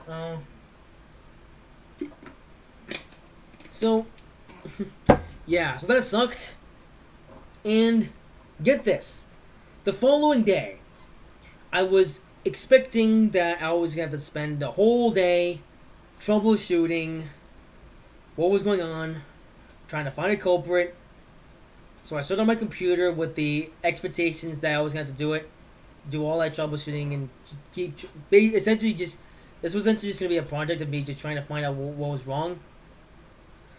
So I boot up my computer, and guess what? The Wi-Fi was working again. Yeah, It was like, what? What? Are you kidding me, dude? Are you serious?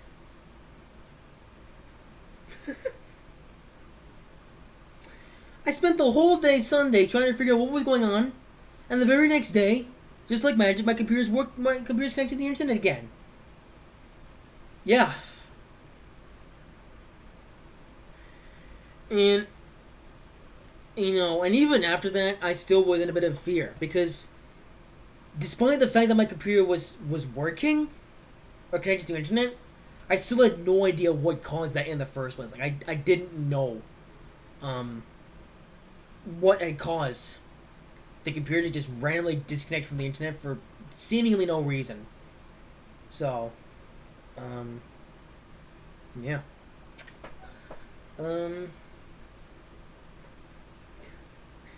See about some other things right now, but anyway, yeah, that was like the most random thing, and to this day, I still don't know exactly what caused that, but I did eventually learn from Daddy. Well, not learn directly, but my dad. We once talked at one point that one of the computers that he had at his house had the same problem as mine, where it just would not connect to the internet.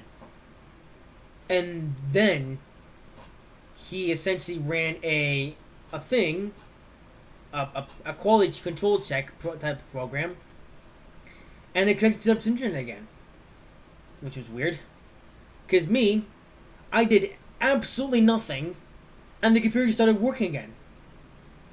But that does kind of help me in a way because I have settled the fact that Verizon had nothing to do with my computer not connecting up to the internet, and I don't think it was really Microsoft's I think it was just a combination of some kind of no, it wasn't even the hardware. It was literally Microsoft and their stupid programming. And then I set down my computer for the night, and I started the next morning, and it's fixed. So, no idea how that works. So, yeah. It hasn't happened since, and I really hope it doesn't happen ever again, because that was kind of scary, I will be honest. Alright, so once again, I'll be skipping a month. This time I'll be skipping June, because nothing really happened in the month of June, so we'll be going straight on to July. Alright, so July, not much that I haven't mentioned about July, just a few motorsports things that I want to talk about. First of all, Cole Custer won! Yes! This was really cool. The race in Kentucky was really, really boring. But that race was terrible. Alright? I'll say this. Kentucky 2020, boring race. Which, to be fair, we were kind of expecting because it's Kentucky. But, I will say this. The race was terrible, but the finish of the race was absolutely phenomenal. I mean, they went full wide for first. I mean, that's racing. Alright? They went full wide first, and Cole Custer, who had this insane run, went straight by them, and he won the race. Cole Custer, a rookie. I couldn't believe it. I was so excited. Because that would have been such a boring race. A rookie that had been cheering on Xfinity, Cole Custer, won a cup race. Yeah, Cole Custer, he hadn't even completed a full Cup Series season yet, and here he was. He won his first cup race. As a rookie. Like, that was so cool. Unfortunately, that was Cole's only shining moment of the whole season, but that was cool when it happened. Like, really, really cool. I'm so happy for Cole Custer. Yeah, speedy boy. Okay, Okay, so next thing is I'm gonna kind of something I'm gonna give my thoughts on is the 2020 All-Star Race, the NASCAR All-Star Race at Bristol. That was an interesting weekend because this weekend we were testing out two new innovations. Well, technically 3 new innovations. One of them was the choose cone rule, which I'll get into. Then there was the underglow and the moving back the numbers to make more room for sponsors. Yeah. Um, so first thing I'm actually going to do is talk about the race itself, and then I'll talk about the what my thoughts on new innovation. So first of all, the race itself.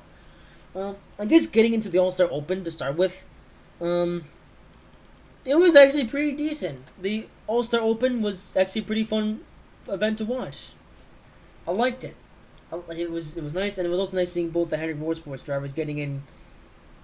Or well, both of them was William Byron. It was Byron who got into the All Star race via a win in one of these stages in the All Star Open. So that was pretty nice. And then Bubba Wallace gets spun up by Michael McDowell. So that was interesting as well. But overall, the All Star Open was a pretty fun event. The All Star race, however, it was pretty lackluster. Yeah. Yeah, not much really happened in the All Star race. It wasn't that good. It was pretty alright. Our excitement for that race, I should mention, was through the roof. And then the race actually happened, and it wasn't that good. Yeah, I'm sorry to say it, but it wasn't that good of a race. Chase Elliott won, which is pretty cool. Hello. Just know something from Thingy Majiggy. Give me just a second, actually.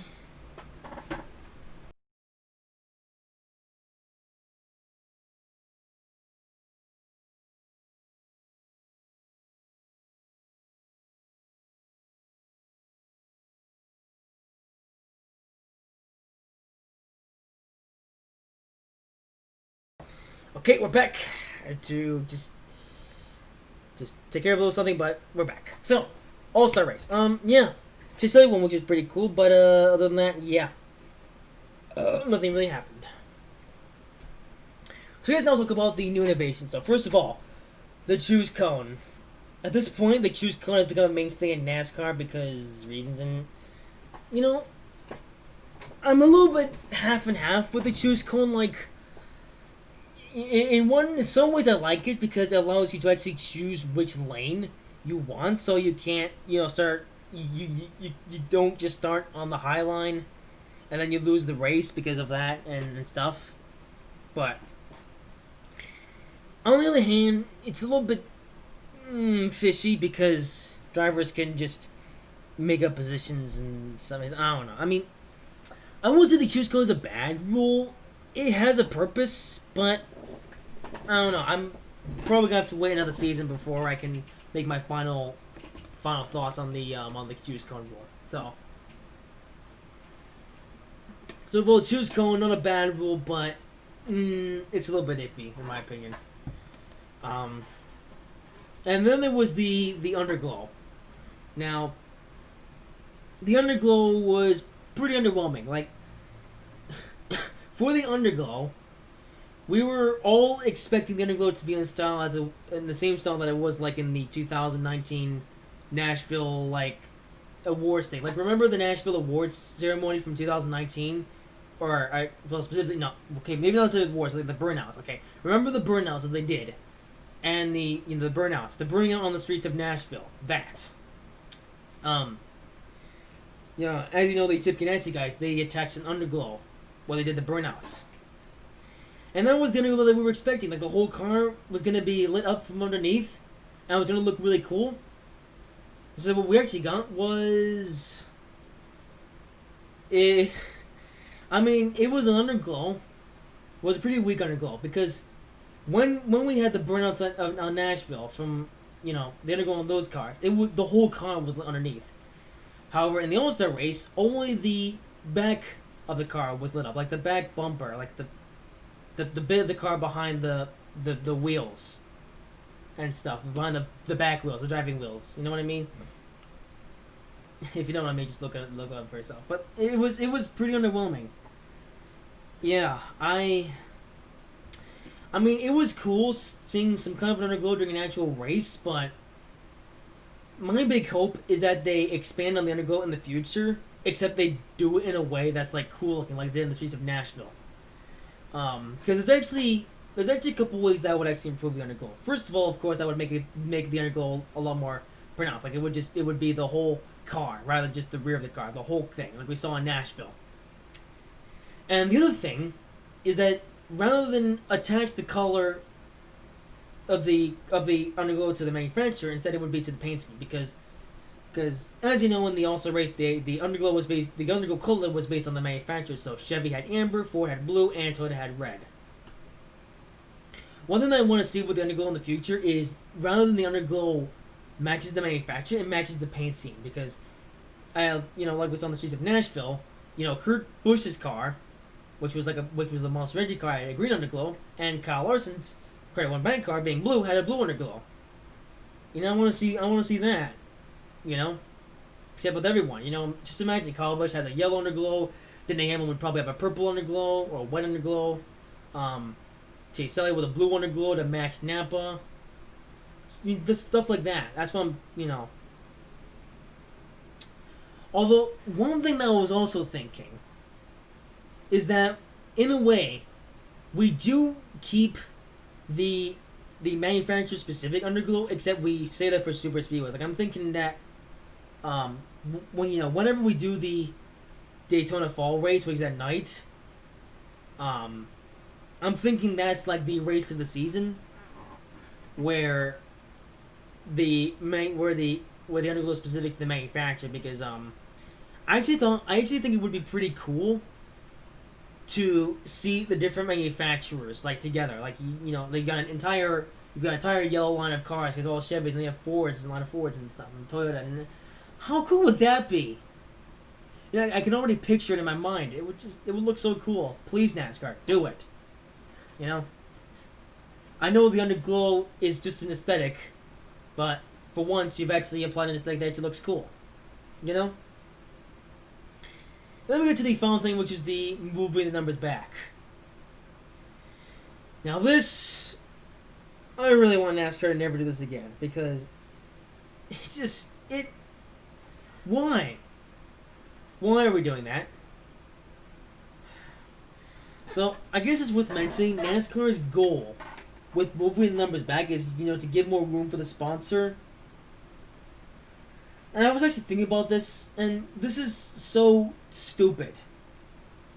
Because just from looking at the car itself, you can already tell what the sponsor is. Like, I don't understand why we need to move the number back to make more room for the sponsor on the side of the car. Like, are you kidding? So I think in regards to moving numbers back, NASCAR should just scrap it and forget about it, and they should just stick to what works. All right, keep the number in the middle, like it always has been, and how it always should be. Okay, like if you want to keep the choose cone, that's fine. Expand on the underglow, but yeet the number back, the numbers idea. All right, it's stupid, it's pointless, and nobody asked for this. And the reason why, the other reason why I think this is stupid is because the sponsor's always so pronounced in the car. Like you can instantly recognize the sponsor of the car just by looking at it. Like Napa and M&M's and FedEx, stuff like that. You can already tell what the sponsor of the car is just by looking at it as it is. You don't need to make more room for the sponsor on the side of the car. Like, even if it's on the side of the car, it's still gonna be difficult to see. And it's already sitting on the side of the car anyway, just above the back rear wheel well. So, yeah, there you go. That's my thoughts on the All-Star race. So, in conclusion, keep the choose cone for now, expand it on the underglow, and get rid of the number placement, please. All right. So,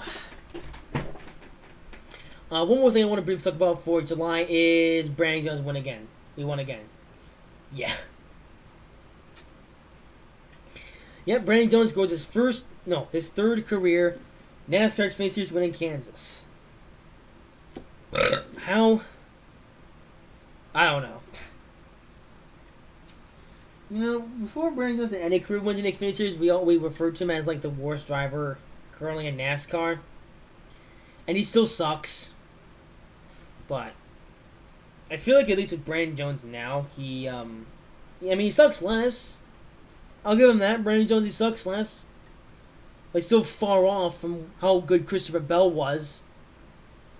And he's still pretty far from his current teammate, Harrison Burton.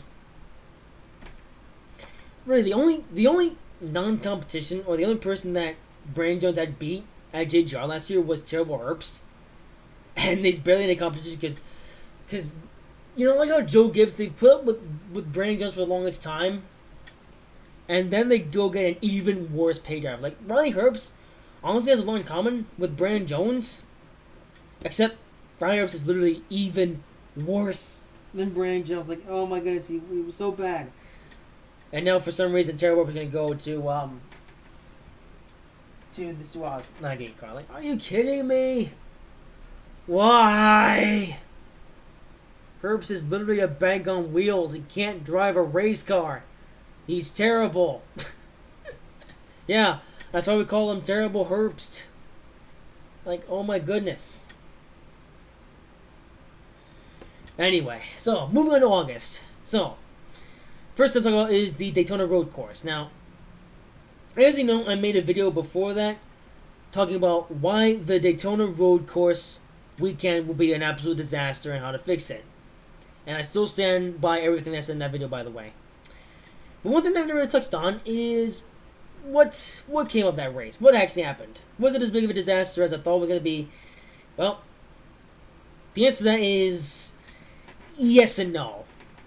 I'll start by talking about the Xfinity Series race on Saturday. Now, that race was a pretty big mess. Literally, in the first corner, that was the first laps, the first high-speed laps they turned. They literally overran the corner. Exactly as we thought they were going to. I mean, of course you're going to overrun the corner if you have no practice. So they overran the corner.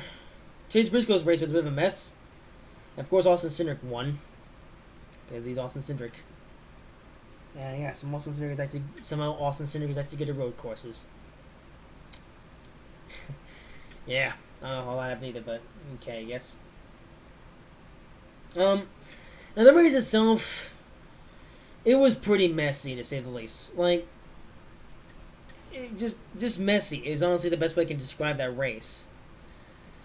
I will say, though, it was kind of random when, first of all, a couple of my common racing cars were on Hello, I'm Track Midwest. This is my recommend law. Well, to be fair, I do a lot of train-related content, although right now I'm talking about some auto racing-related stuff.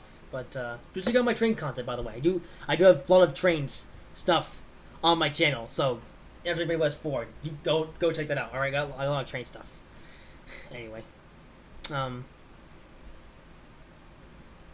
so anyway, Daytona Road Course. It was just a pretty messy race. Like, literally on the opening lap, they missed a corner, and oh yeah, I forgot. So you had the micro racing cars in first second, which is pretty random, and then there was also one point where they went 7 wide. Yeah, I'm not even kidding. On the restart, when they got through the first and second corners, they were going 7 wide. I mean, I won't say that was a bad thing. Whatever. It's just. Ugh. So the Xfinity Series was a mess. It was a mess. It was a big mess. Truck race the next day, though, was actually good. I'll be honest, the Truck Series race was the best of the weekend. I actually really liked the Truck Series race at the Daytona Road Course. Yeah, I like how even less experienced race car drivers compared to the Xfinity Series, they put on a better show than that. Like, you know, I mean, there was still a little bit of, kerfuffle in the beginning where drivers overran the first corner, but one thing I will say, though, about the, I forgot about to mention, I also mentioned no practice. I also forgot to mention the Xfinity Series race. I mentioned how bad that front stretch chicane was, and yeah, we literally saw how bad that front stretch chicane was, in the Xfinity Series race. But, like I said, in the Truck Series race, it was better. Again, still, once again, the top two, the front row, they miss the breaking point.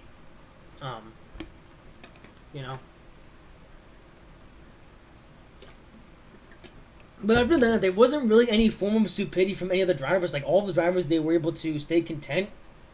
And when they're racing, you know what? the battle for the lead coming up to the end of the race, it was pretty good. I'll be honest. Overall, the truck race was probably the best of the weekend. I even, even in the truck series race, I actually saw them going too wide at one point, going through the Frowny13 chicane. So, I guess it turns out you can't get two race cars through the Frowny13 chicane at once, so long as, of course, yes. I mean, the truck race was the best example because they actually did it in such a way that's like intelligent. Shame that the Xfinity series couldn't do that, but yeah.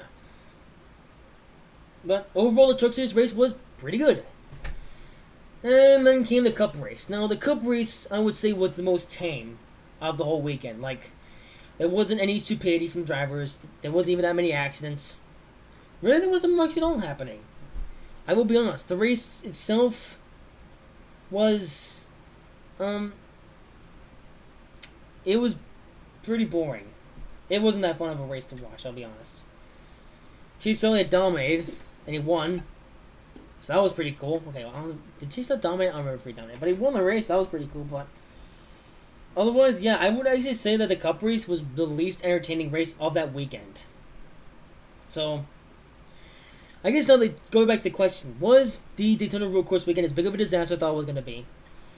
Again, yes and no. And, at least the truck race was decent. But the problem is that then the Cup race was boring. And the Xfinity Series race was a mess. So, overall, yeah, the weekend was a bit of a flop. And even if they have to keep the Frowny13 chicane the way it is, they could have at least brought back practice.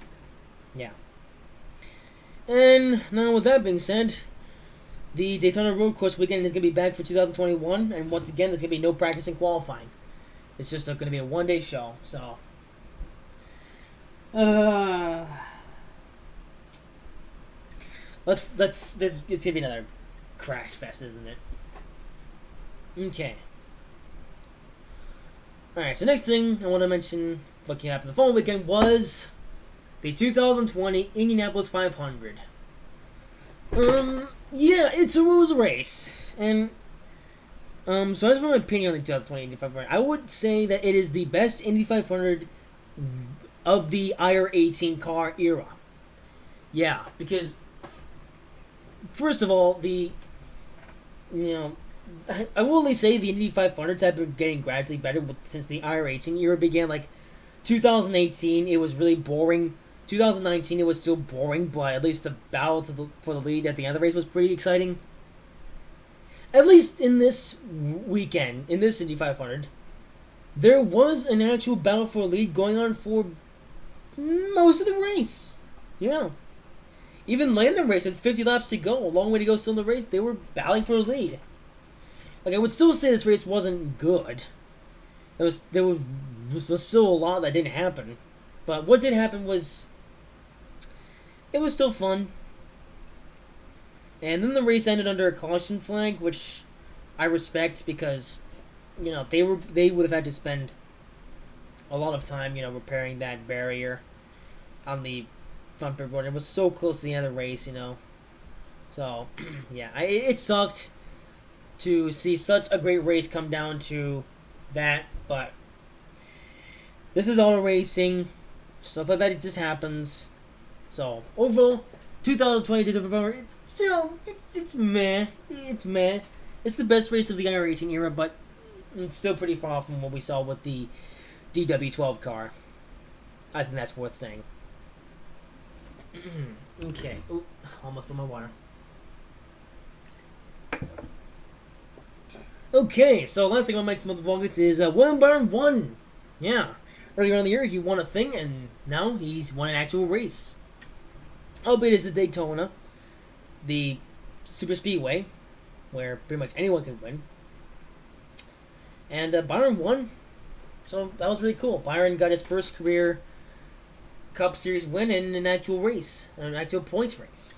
Like a big race, you know what I mean. So that was really cool. It was really nice seeing William Byron winning that race, and he got himself into the playoffs. So, yeah, again, that was really, really fun. I'm glad for William Byron. Okay, September.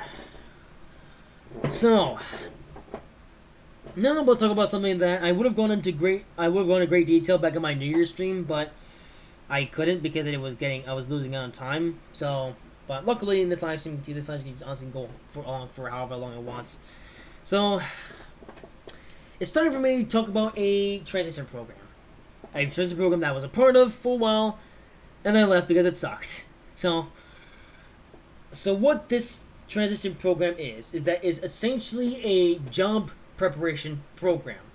And specifically, I was part of the program for people with autism, because they actually have two different programs. There's one program for, regular people, I guess. Say regular. I don't mean to have any. You know what I mean? Okay, there was one for regular people, I guess, and then there was a program for people with autism.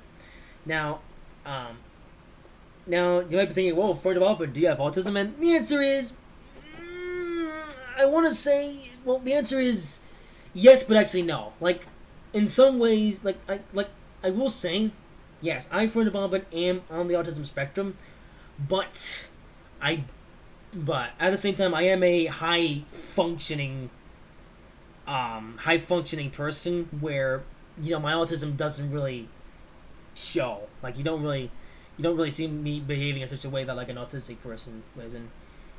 And that's just me.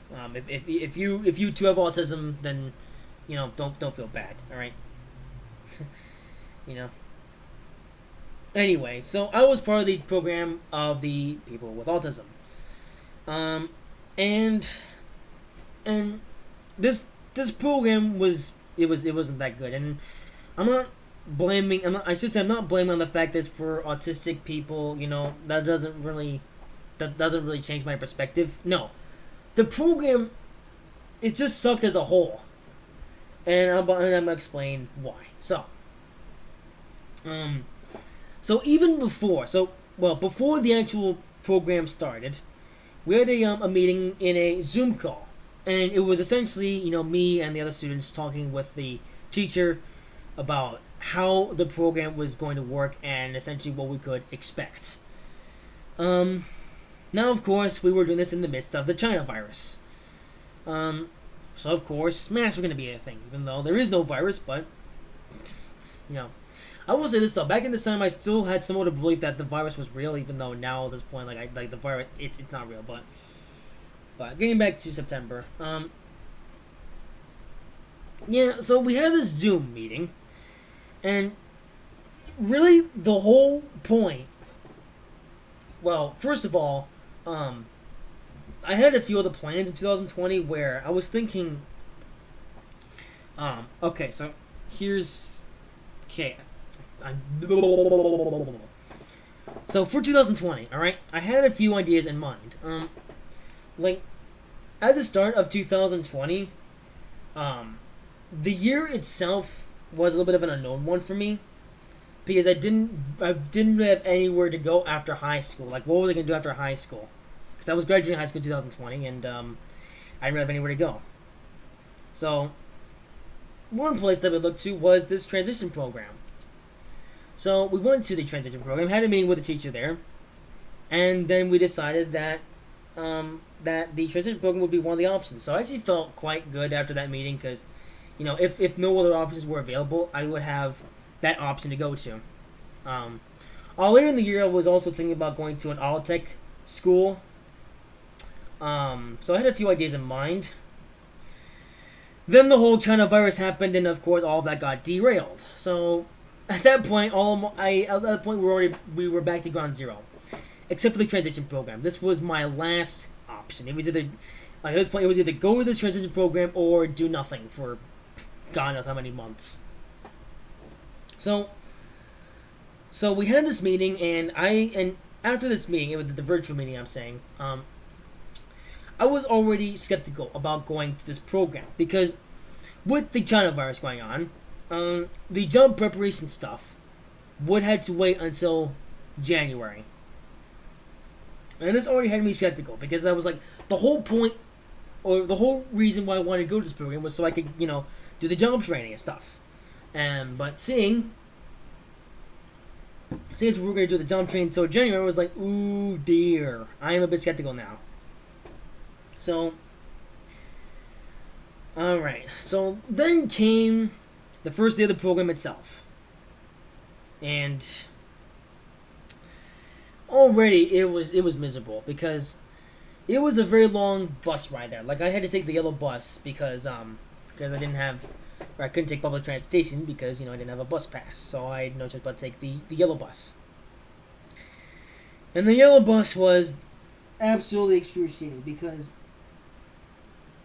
I don't even live that far away from this transition program, and yet the the school bus ride there it took forever because we were going on all these detours and all these various places picking up the other students, and it was like this hurts because I was first of all it was excruciatingly early in the morning, and I hate waking up in the morning. I can't tell you how badly I hate waking up. Like even this morning, I was trying to wake up earlier, and I struggled at it because again I don't like waking up early in the morning. So I was on the school bus, and the journey there was it hurt. It actually physically hurt because I woke up so early in the morning, and yeah. So then I actually got there after an hour, and and the first day was all right, I guess. It was okay. It was an all right first day, but I remember my first impressions weren't that high.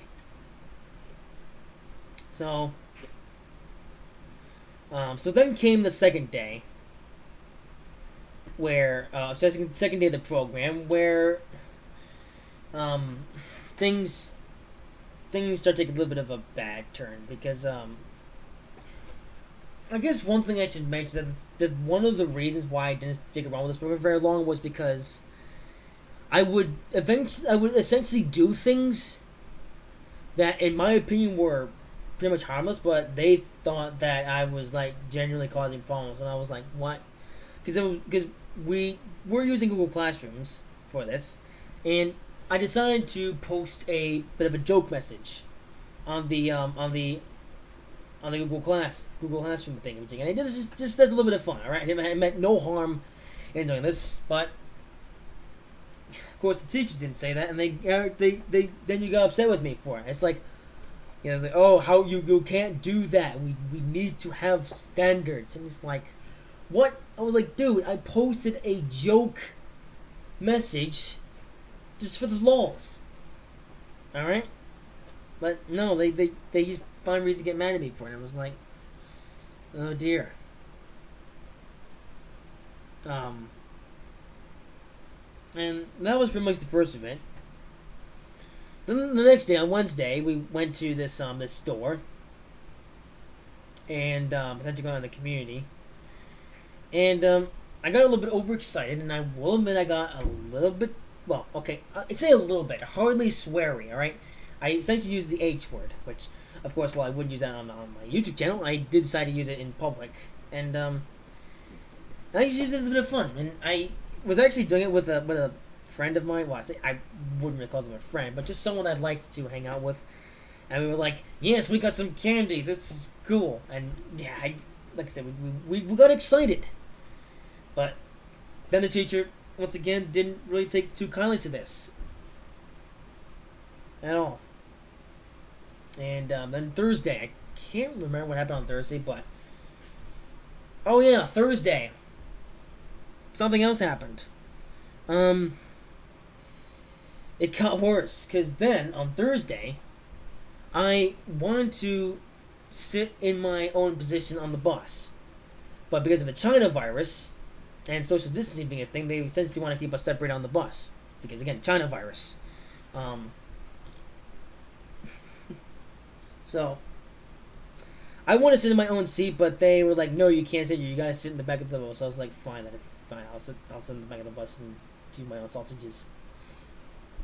And then when we got there, they actually seemed a little bit angry with me. We were trying to like, oh, you can't sit, and you must sit in your own part, otherwise we're gonna call your parents. And that was like the theme of it. Like it seemed like they didn't even want me to be there, because every time I even had a minor mess up, every time I had a minor mess up, they always threatened to call my parents. It's like, what? And it's just insane how I can do the most meaningless thing, and yet they just get all cranky about it. It's so ridiculous, just the way that they handled these things. Um. So Thursday, like I said, I decided to sit in a different position on the bus, and eventually I did what I was told. But even after I did what I was told and sit in the bus seat that they wanted me to sit in, they still told me off for it. And later that same morning, one thing I also remember from that week is that we essentially had to get the forums. Essentially, they want our parents to sign a thingamajig, just as a safety thing. And I kept forgetting about it every single night. Like every time I would get home, I would forget to tell mom to, fill out the papers and stuff. And I was like, I suggested to them, hey, maybe we should call my dad and let them know that there's some stuff. And and then the teacher was literally like, all right, well, if you want to be like that, then we can call them up right now. You can have to take it home. It's like, it amazed me just how short of a temper that these teachers had. And I'm so glad I got out of that transition program as soon as I did, because it was just, I just couldn't put up with the stupidity of the teachers. Well, okay, maybe not stupidity, but, well, yeah, first of all, yeah, they were stupid. And secondly, they got way too excited about what I was doing. Like, come on, take a chill pill. And then Friday went okay. We played some games, had some fun. That was it. And actually that night I told my dad, this program, it's not good. And here was the thing. So, first of all, the problem was that I was putting up with a bus ride that was excruciatingly long. In the morning and the afternoon. It was stupidly long. It was tiring. It was so boring. I hated it. And then I was dealing with... can't speak. And then I was dealing with teachers with really short tempers, and I was like, I didn't want to deal with them anymore. But on top of all that, what we were actually doing in the program was learning about social skills and other things that we should have learned back in elementary school. Yeah. So, here's the thing. The best thing. Now, I should also mention with the program that every single day we would go out for a couple hours in the community and walk around, check out the stores and restaurants and things. Which was honestly the best part about the whole program. But everything else wasn't that good. Like, we were literally, the lessons that we were doing was literally stuff that we had mastered way back in elementary school. Like, are you kidding? Like, I like how the teacher even refers to us as young adults, and yet we are learning social skills and other things that we should have mastered back in elementary school. Like, are you serious? I thought this was a job preparation program. Like, are we going back to elementary school days? Are you serious? I managed to sit back when I was a dumb toddler. Are you kidding me, dude? So, yeah.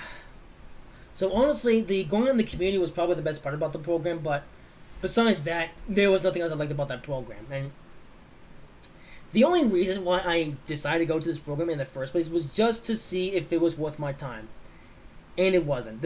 I gave this program 1 week to impress me, and it failed pretty badly. Like, they say that first impressions really matter, and it's safe to say that my first impressions of this program were bad. Pretty bad. So, yeah, it's... so I talked to my dad that Friday night, I don't want to be part of this program anymore. And then Dad was like, well, if you're having these problems with the program, you should tell the teachers about it. We can make a plan and stuff. And, so, yeah, I essentially just wanted to get out of that program as a whole and just focus on something else. But, Daddy insisted that this program was legitimate. So I was like, all right, then, So I went back to the program on Monday, and I even talked to the teacher, of how, I want to do this and I want to do that. This is too slow. Like, why are we learning this baby stuff? And even the teacher was like, oh, well, we have to cater to all these different kids because they have different levels of skills and stuff, and we have to do this. Like, So then I was like, fine then. I'll just put up with the rubbish. So yeah, so 6 days in the program, it wasn't good. And then came the seventh and final day, the day that I eventually got kicked out of the transition program. This was for the better, by the way. So, on Tuesday, that Tuesday, we went out to the Price Wrong store, and yeah, so we went to that store just to check some things out, and what I was essentially doing was just wandering off on my own, just walking away, and I was doing the same thing with my friend that I had there at the program, and we essentially us two were just wandering off in the store doing our own thing, just checking these things out. And the teacher eventually found out about it, and I like how the teacher mentioned it when we actually got or no, when we already had gotten away from the group. That he's like, "Oh, we need you to stay as a group," and stuff like that. And it's like, I thought that was stupid. It's like you brought us to this grocery store. I thought the whole point was you just brought to take the place out. And I actually denied the teacher's request to stay with the group, so I was like, I just decided to just go around, because I'm essentially an 18-year-old in a program, you know, in a program that I honestly feel like it's been catered to 5-year-olds. So like, all right, well, I'm not gonna stick with the group because I'm Frank DeBompin. I can do whatever I want. And yeah, it's safe to say that the teacher didn't like this and even decided to, call my dad and tell them to come and pick me up early, and yeah. So that was the last time I ever went to that transition program. So yeah. So after that, me and Dad were in the truck because because essentially I caused a little bit too much chaos and essentially had to be sent home. Which, yeah, I honestly don't mind being sent home though, because it was just like this. Why do I want to be in this garbage program anyway? You know. So, so we made it talked in the truck on the way home, and I told him I don't want to be involved with this program anymore. I want to break away from this school system because the school system sucks. And honestly, I really should have known better. I should have known that this transition program was gonna suck, and it did. The only reason why I went just to see if I would like it or not, and I didn't like it at all. Man, it was bad. So then I talked to my mom about it later that day, and I made the final decision that I wasn't going to go back to the program ever. So yeah, and that was the last time. That was the last time that I ever went to transition. So overall, this transition program was bad.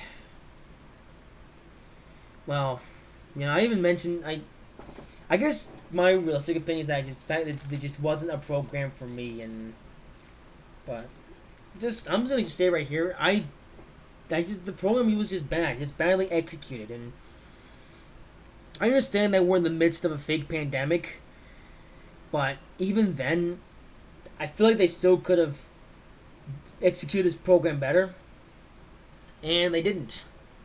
So honestly, I was happy to leave that program and never go back because it just wasn't a good program. So yeah. So there we go. So that's pretty much my entire thing talk about transitions. So all right, so I'm gonna take a short break just for a moment.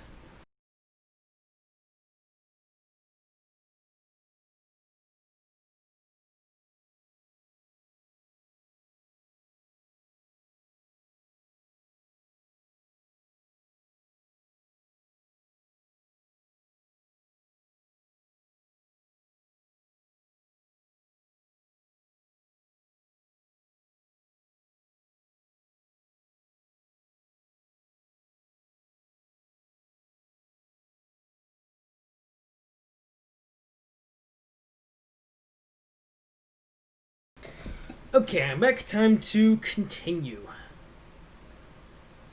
Alright, so that's the entire talk about the Transition Academy, so let's move on. Oops, I just might as well call it what it is. It's the thing. Don't go to it. Um. So let's talk about something else, shall we? So now we're back to things I'm just gonna briefly mention. So first of all, PlayStation, you're gonna give me 5. Yeah. So it was the month of September that we found out that PlayStation 5 basically had no backwards compatibility.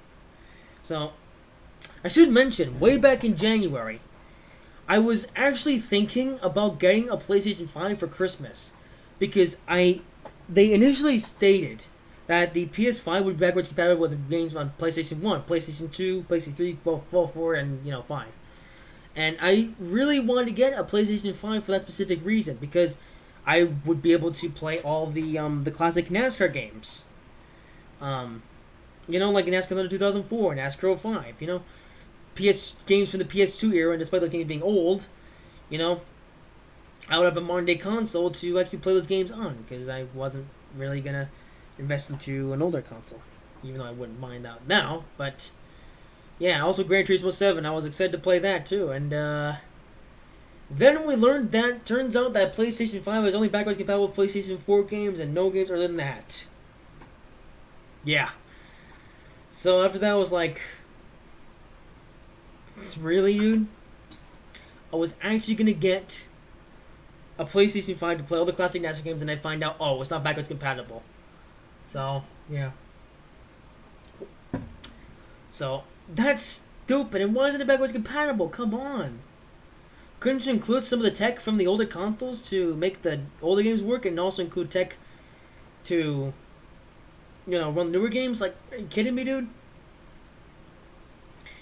So yeah, that was the end of the PS5 train, and I'm not getting a PS5 ever. Well, okay, maybe I might get a PS5 some point down the line so I can play Gran Turismo 7 because that game looks really fun. But until then, no PlayStation 5 for me. I'm probably gonna get an Xbox Series X instead. Okay, and final thing I want to talk about is the 2020 24 Hours of Le Mans for the month of September. It was Le Mans. It was a race. I'll be honest with not much really happened in the race. Yeah. This race just felt so dead. Because it was literally just the third year old with just Toyota. Yeah. Just Toyota. No one else. And no, there was a little bit of hype surrounding Rebellion Racing, and maybe those guys could play a bit of a strategy to take down Toyota, but of course Toyota won for the third year in a row. With absolutely no competition. So I think that Le Mans 2021, though, is that's going to have the new hypercar regulations, which I've been waiting for a while now. So, yeet. Hoping for a better 24 Hours of Le Mans 2021. Excuse me. Okay. Alright, we're almost done. Next thing to talk about is October. So first thing I want to mention is the Talladega Fall Race Yellow Line controversy. Yeah, remember the Yellow Line controversy? Ooh. Oh man, this was a disaster. So, I was thinking about doing a video talking about this, but, not very much to say, so I'm going to talk about it here. It's a shame, because I thought that the Talladega Fall Race was actually really good. It was a really good race. Then the finish happened, and then it was a disaster. Because that stupid yellow line is in the news once again for all the wrong reasons. I'm not going to go into detail about the controversy itself, because some people already have. But there was one thing I want to mention about it. I like how Dill Jr. says, oh, the yellow line rule's got to go. And then, NASCAR Scott Miller came on and said, oh, well, if we just got rid of the yellow line rule, then it would just be a big mess. As if it isn't a big mess already? Are you kidding me, dude? So, please, abolish the yellow line rule. Oh, and take overtime along with it as well, because overtime is nothing but an entertainment device. Overtime is so stupid. It's such a stupid concept. I think what NASCAR should do is just let the race run to scheduled distance. Don't even bother with extending the races because you can't get yourselves that green flag finish. All right. So my request to NASCAR is get rid of the yellow line rule and take the overtime rule with it. All right. We don't need either of these things anymore. It just causes nothing but chaos. Please get rid of it. So yeah. So like I said, that race was still really good. It's just the finish was just an absolute clown show. So stupid. Anyway, next we come to October. Next thing in October is the mattress broke. Yeah. So I guess now we'll talk about my bed for a little bit. My old bed, anyway. So I had that bed since 2014, and it wasn't. And I had a few like breakups with it. Like I remember one point 2017, one side of the mattress was just so far gone that I had to go to the other side of the mattress.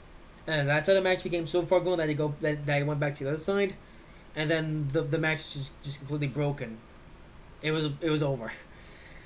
So that was annoying, cause I couldn't fall back asleep because the mattress itself was just a pile of rubbish.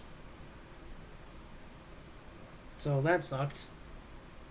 I didn't even do anything that productive for the whole day because I was upset because the mattress was just broken. So that was infuriating. But yeah, so I don't know though, even if that mattress broke, I still put up with that mattress for another couple months. I'll get into that later on in the live stream. And now we come to a very good part in the month of October. One thing that I forgot to mention in the live stream was Kyle Busch winning the Fall Texas race. Yep, that was so nice. My main man, KFB, had finally won a race in 2020. After an entire year of crashing, not doing well, and 2020 being a stupid year, Kyle Busch won a race in the Cup Series. It was so nice, man. I was so happy for man. I'm a Kyle Busch fan through and through. Like Kyle Busch, he is my main guy. Like there is no one in NASCAR that I support more than Kyle Busch. He is the man. So it was so happy to see him win that race after having horrible luck for an entire season. So yeah, overall, so nice that happened. Now go to November. I didn't even do that. Anyway, so November. First of all, NASCAR again. Harvick gets eliminated and the playoffs suck. So yeah. So you have Kevin Harvick, who is supposed to make the Final Four. And then in the last race before the Final Four, he misses the Final Four by one position. Well, he's one position before he spun out Kyle Busch. But it's just like... This is like Kevin Harvick. I'm not a fan of Kevin Harvick. But I will at least compliment him for his amazing season. Like his season. It was so good. Like championship worthy. And then he doesn't even get an opportunity to compete for the championship. Are you kidding me? No, because of this dumb playoff system. Yeah, in case you don't already know, I'm against the playoffs. I think the playoffs should just be gone, done away with. The playoffs are stupid and bad, and they have no place in NASCAR. Get rid of them. Oh yeah, and stop comparing NASCAR to football. All right, NASCAR is not football. All right, NASCAR is NASCAR, and football is football. You cannot compare the two, no matter how hard you try. All right, stop. Don't compare NASCAR to football. It is a stupid comparison. And if you were to make the comparison, you are stupid. All right? Don't do it. Oh, dear. And Harvick getting eliminated, it sucked. I actually felt for Kevin Harvick there. Because, you know what? Kevin Harvick, he's my second least favorite driver in the Cup Series behind Joey Logano. God, I hate Logano. But, yeah, I don't even like Harvick that much. And I actually felt for him. Because here he is, he doesn't get a shot at the title despite being the best driver all season. Like, I honestly believe that Kevin Harvick was the very best driver in the Cup Series in 2020. He deserved that title through and through. And it was taken away from him because playoff drama, manufactured drama. Like, oh my goodness. Even Steve Phelps came out and said, oh yes, the playoff did exactly as it was designed to do, and that was to create drama and entertainment. Like, this is why people have stopped caring about NASCAR, because they want to just force an agenda and try to make NASCAR more exciting than it actually is. It's stupid. Honestly. I really want them to get rid of the playoffs so badly, but they just won't because... stupid. Absolutely stupid. Yeah. So, moving away from NASCAR for a moment, time to talk about something completely different. So after that weekend, election night came. The night that we would find out our new president of the United States. Was Donald Trump going to get reelected? Well, yeah, but or was Sleepy Joe Biden going to get it? And I will admit, things were interesting on election night. Like I spent the whole night just paying attention to the votes and just seeing who was winning. And for a while, it was pretty close. It was pretty equal between Trump and Sleepy Joe. It was pretty close. It was also pretty sus as well. So the election stuff all went on all the way for another day. You know, like it wasn't even over with. I just thought that Donald Trump had in the bag. But there were still 3 states that were still not confirmed. And then later that Saturday, that Saturday after that election night, came the news that Biden had been elected for president and he had won the presidency. And then we found out from Donald Trump that it was all voter fraud, and that he won the elected by law. And honestly, I believe what Trump was saying. You know, like, people try to make you think that this election was actually really close, when in fact, it was a landslide. Like, Trump had won against Biden by a long shot, and it doesn't surprise me. Because even just on social media, I can tell that Trump has way more supporters than Biden. Like, the proof is in the pudding. It's just most people don't want to understand that because they're too stupid. Alright? There is no way that Joe Biden got 80 million votes legitimately. It's such a strong case of voter fraud, and I believe it. I honestly believe it. So then Trump initiated his prosecution plan, which I might talk about a little bit later in this section. But yeah, I know it was sus though. Like, how was this so close? I thought Trump was gonna win by a landslide. You know, I even watched the presidential debate before the election night. Like, my money was so on Trump because Biden just doesn't get it. Well, Trump he's just trying to save America, and here's these deep staters coming in trying to screw it over. So, yeah. And now I'll talk about that a little bit more later on, actually.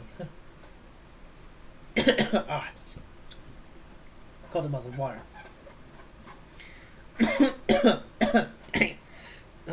Excuse me.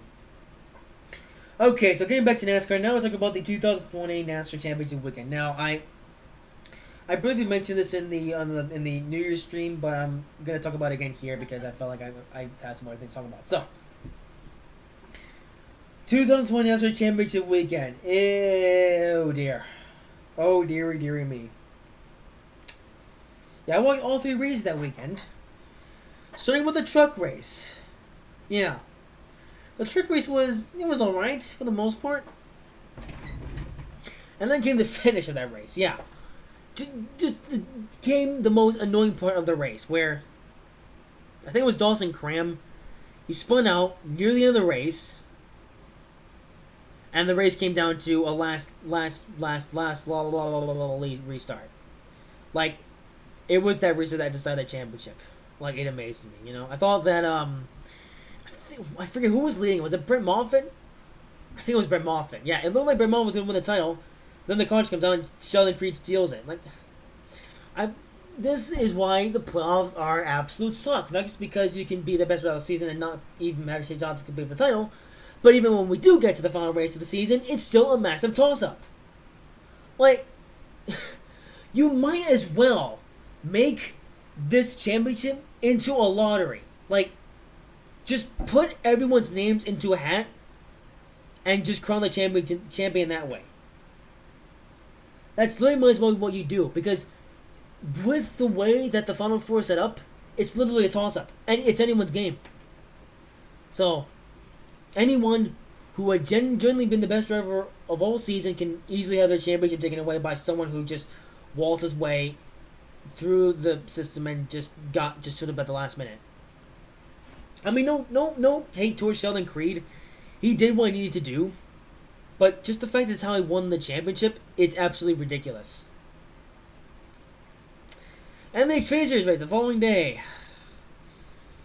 You know, at first I thought that Austin Cindric had, win the title was a bit of a fakeness. I thought that Chase Briscoe had actually won the title. But, I don't know, even Racing Reference says that Austin Cindric did win the title fair and square through points, so I don't really like Austin Cindric, but I guess he's the actual champion? I don't know. I'm going to have to do some science on that one, but I don't know. I still thought that Chase Briscoe had that championship, but no, apparently Chase Briscoe, or Austin Cindric was just that little bit better than Chase Briscoe, and he's a champion now as a result. So that's something. And then came Sunday. First of all, the race was pretty boring. And then Chase wins the championship. People have said that Chase Elliott winning the championship feels empty. And I totally agree. Like, when Chase won that championship, it just felt so empty. Like, there was just nothing to it. It felt like. It was just. I just felt nothing from that. And I'm a fan of Chase Elliott, like I've been saying before, but it just didn't feel legitimate. Kevin Harvick will always be the true champion in my eyes. Even Denny Hamlin, the second best driver of the season, who was in the Final Four, he wasn't even that far up front when the race came to a close. It was all Chase Elliott. Please, just NASCAR. Do me a favor and abolish this garbage championship format. Please. Otherwise, I might actually take control of NASCAR. Okay, whatever. Yeah,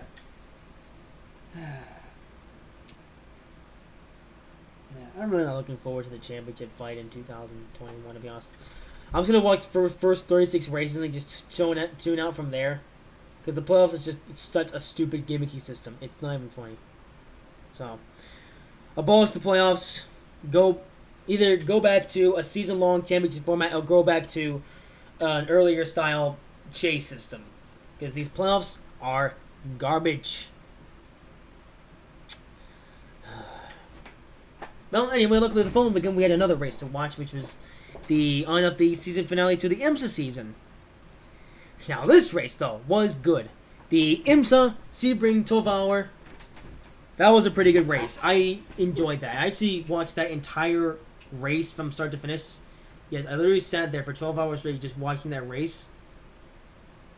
And, it was a good race. I liked it. There was some good battling going on. There was drama. Things went on. And overall, it was just a pretty fun race to watch. So, yeah, and we crowned champions as well. And IMSA actually uses the legitimate points format. So, yeah, congratulations to all the champions of the IMSA series. Man, that race was fun to watch.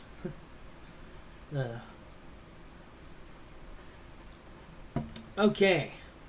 So, and final thing for the month of November is we got the news of Tim Tom and Friends Season 25. Oh, man. There is a lot to say. I'm not going to say much about it because Like, I was actually thinking about doing a video talking about Tim Tom and Friends season 25, but at this point, so maybe I've done it to death that in my opinion, is really the same as everyone else's. So I'm not gonna bang on about this too much because my opinion on this is just pretty much the same as everyone else's. But I will mention though, it absolutely amazes me that Mattel has just completely lost the plot. Like, everything that made Tim Tom so great in the first place is all gone. There's nothing more than just a corporate meltdown. It's Mattel trying to save a dying franchise, trying to appease to a non-existent audience the best way they can. It amazes me. Yeah. They didn't even have money to bring back like the full CGI, so they've actually resorted to 2D animation. Like, are you kidding me? 2D animation. And honestly, the most amazing part about this to me is the fact that this is part of the mainline show. Like, this isn't even some kind of like side series that they're doing just as a side thing. You know, this is the mainline show. Like, what? And then we're actually supposed to take this seriously? This is literally how season 25 and season 26 is going to be. So, yeah. So, my opinion is pretty much the same as everyone else's on this topic, though. I think this is just going to flump, and Mattel is either going to go bankrupt or they're going to have no choice but to sell the rights to this franchise to someone. Honestly, Mattel should have just done that after the failure of Big World Big Adventures. Just sell the rights of the show to someone that actually knows what they're doing, alright? Because if Mattel can't save the show, just sell the rights and someone else can do it, alright? But nope, Mattel wants to control the franchise. So, yeah, now the island of Sowas has become a giant playground where engines just mess around and do whatever they want. It actually amazed me how far away they are straying from what made the show so great in the first place.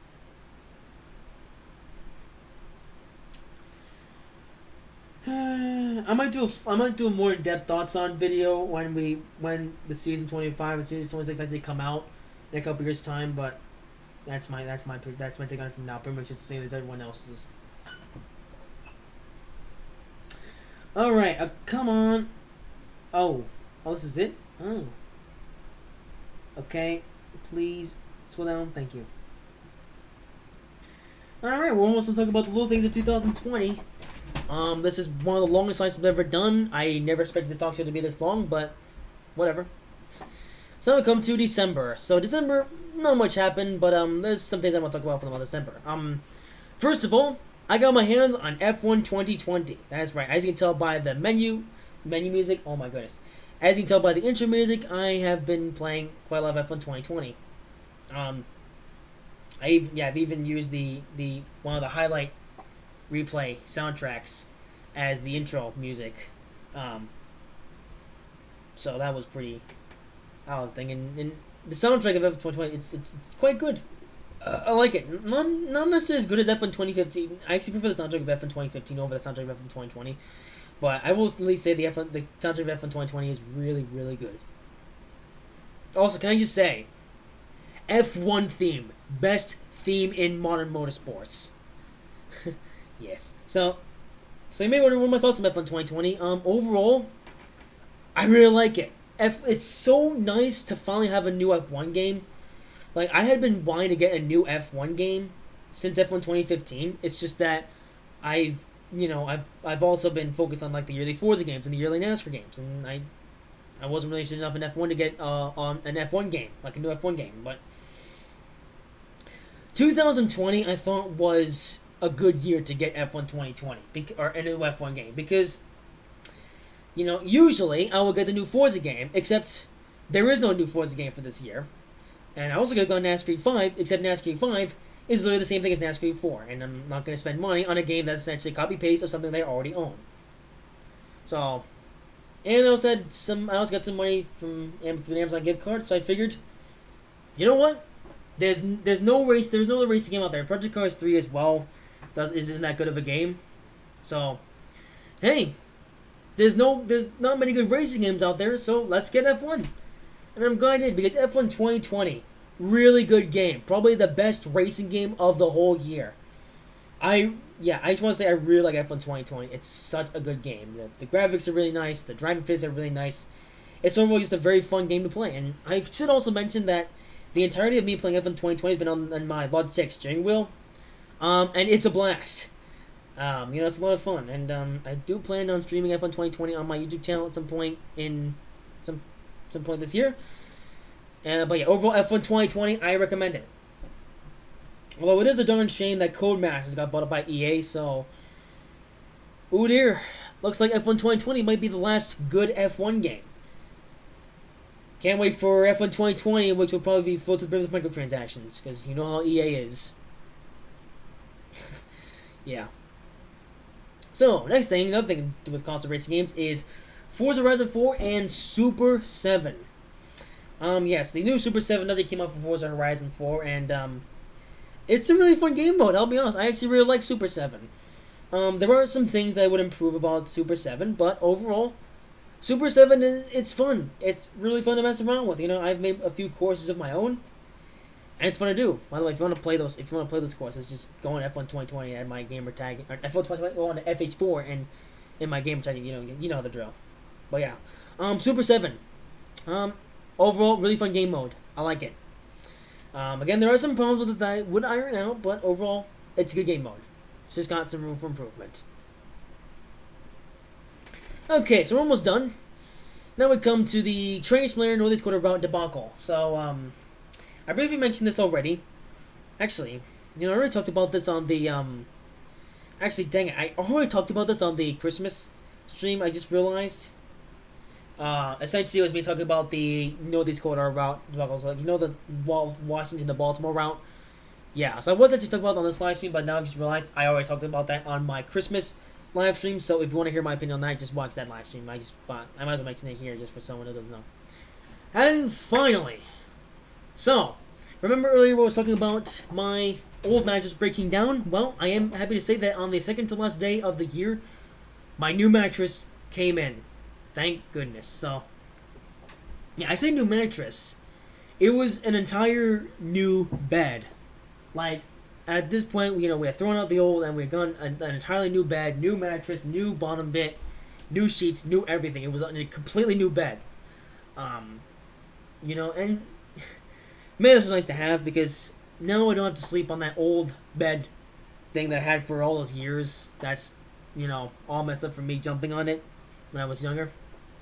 And I have a whole new bed, and I'm definitely going to make sure I take care of this current bed, as much as possible. And so far, it's a good bed. I like it. It's way bigger improvement than the last bed. Well, a bigger improvement. I mean, to be fair, my old bed was actually pretty comfortable as well until I started jumping on it because, me. But this new bed, it's nice.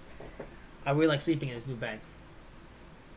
I can actually go back to sleep and stuff without, after being woken up in the morning. It's so nice bed. I like it. I'm happy to have it. And there we go. Those are all the little things in 2020. But we're not finished quite yet. There is a few other things I want to mention that happened recently. So, first thing I want to mention is that I finally opened up a bank account. That is right. I now have my own bank account. This has been a long time coming. But now I have my own bank account, my own credit card, so I can buy stuff and also accept money from other people. I actually tried using privacy.com, by the way, because I wanted to do something else, but unfortunately I have to have a government-issued ID, which I don't have. The best thing they have right now is a school ID, and that wasn't good enough for privacy.com, so, yeah, looks like I'm going to have to wait until I either get a driver's license or a government ID. So that kind of stinks, but whatever. At least I have a new bank account, which will come good for when I eventually get a job, which will hopefully be soon. Yes, what I want to mention is that I got my hands on Train Sim World 2020. That is right. After criticizing Train Sim World 2020, I have finally gotten my hands on the game for free. Yeah. By the way, don't go thinking that I spent a penny on Train Sim World 2020. It's still not worth the purchase, but there was a torrent available for Train Sim World 2020, so I figured I would download the game through that. And I would actually go as far as say that Train Sim 2020 is actually a pretty good game. Still not worth the purchase, but for what it is, it's actually pretty good. I've actually played quite a bit of Trains in World, and I really enjoy it. Honestly, it's a fun game to play. Um, Now, would I pay $30 for it? No, I'm sorry. They need to drop the price on Trains in World. But for what it is, it's fun to play. But I still wouldn't recommend not buy. I still wouldn't recommend buying this game until they ultimately include the route editor and the route editor, the route builder, and multiplayer. Um, yeah, but so I'm sorry, Dovetail. Until you add in those two things, I'm not going to be spending a penny on Trains in World. But if I do have an opportunity to play Trains in World for free, then I'll take it, like I've done here. And Trains in World 2020, also a game that I will be streaming on my YouTube channel later this year. Next thing I want to mention is a new job is coming up soon. So I mentioned earlier how I was part of this job prep program earlier, and it was rubbish. So now I've applied to a different job preparation program, and one that is actually pretty promising. I'm actually really looking forward to starting this new program, and I've been on the waitlist for quite a while now, but I've recently got taken off the waitlist, so it looks like I'll be starting up this new program pretty soon, which means I'm finally going to be able to begin job training so I can actually secure a job and make some cash. I am honestly really excited for this. So it is now it's worth mentioning that yes, I do plan on getting a job soon, and we'll be making some cash. So what does this mean for YouTube? Well, it does. I will say it does mean that I will have less time to work on YouTube, but don't you worry. I will still make sure to do YouTube as much as possible, because essentially what I want to do when I get a job is I want to get a job that doesn't eat up all of my time and yet pays good money, and yet also, of course, leaves me with enough time to eventually work on YouTube myself. Because as you know, I've got the NRO, which is an ongoing project, and NRO season, which is an ongoing project, and I've got built a season 4 to take care of. So I'll mostly be doing these two along with my new job. So do not worry though. I will make sure I get a job that again has good hours, good pay, and still allows me to work on YouTube. That's ultimately the dream. Now, I'm not sure what job I'm going to get specifically. I'm hoping something that I like. I've thought about working on the railroad, or working on some sort of auto mechanic thing, or maybe even a video production job. Just I'm going to try to find something though that just doesn't require, much time being spent in. Because the thing is that this job is only going to be short term. Like this job, it might wind up being a medium job, but at the end of the day, it's going to be a short term job. Because what my plan is that in September, I'm planning on going to auto tech school to learn how to do auto tech stuff and eventually become a race car driver. More on that will come when the details are out, but yeah. So if I do get a job, it's only going to be a short-term job, unless maybe some things don't work out with the auto tech program, in which case I might stay at my job for about a year or so. We'll see how that goes, though. It's still pretty early in time, so I can't confirm anything, but but I can at least tell you now that I will be having a job soon, which I am really looking forward to, by the way. I really want to do this. Okay, so next thing I want to mention briefly is Inauguration Day. That's right, I specifically did this live stream today because tomorrow is Inauguration Day. It is the day that, things happen. So, now I would say tomorrow is the day that Joe Biden is going to be getting into office. But, with Donald Trump and his prosecution plan, that could very well not happen. So, I'm definitely very keen to see what happens tomorrow, though, in D.C. I honestly don't know what's going to happen, but, like I said, I am keen to see what happens. I hope that Biden doesn't get into the office, though, and honestly, if Biden were to get into the White House, we're screwed. I'm being serious. So, not much more I can say in regards to that, though, so I guess we'll move on.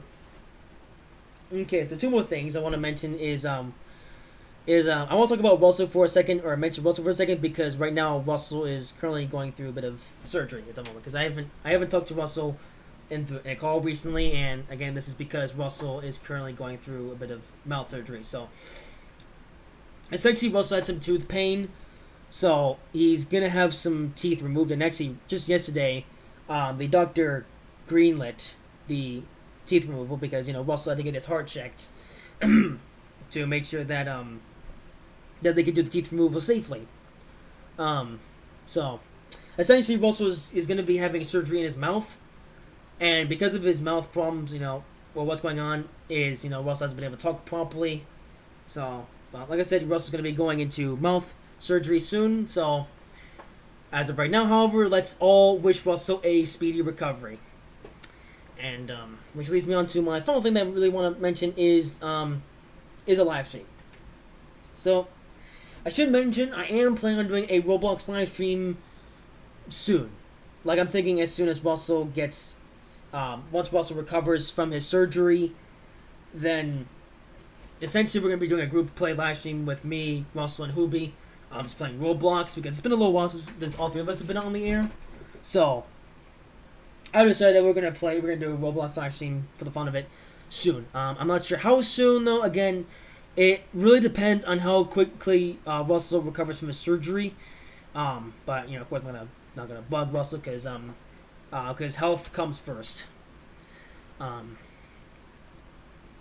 that's pretty much it. That's all I really want to talk about. But I guess now, before we end the stream, I'm gonna talk about 2021 as a whole.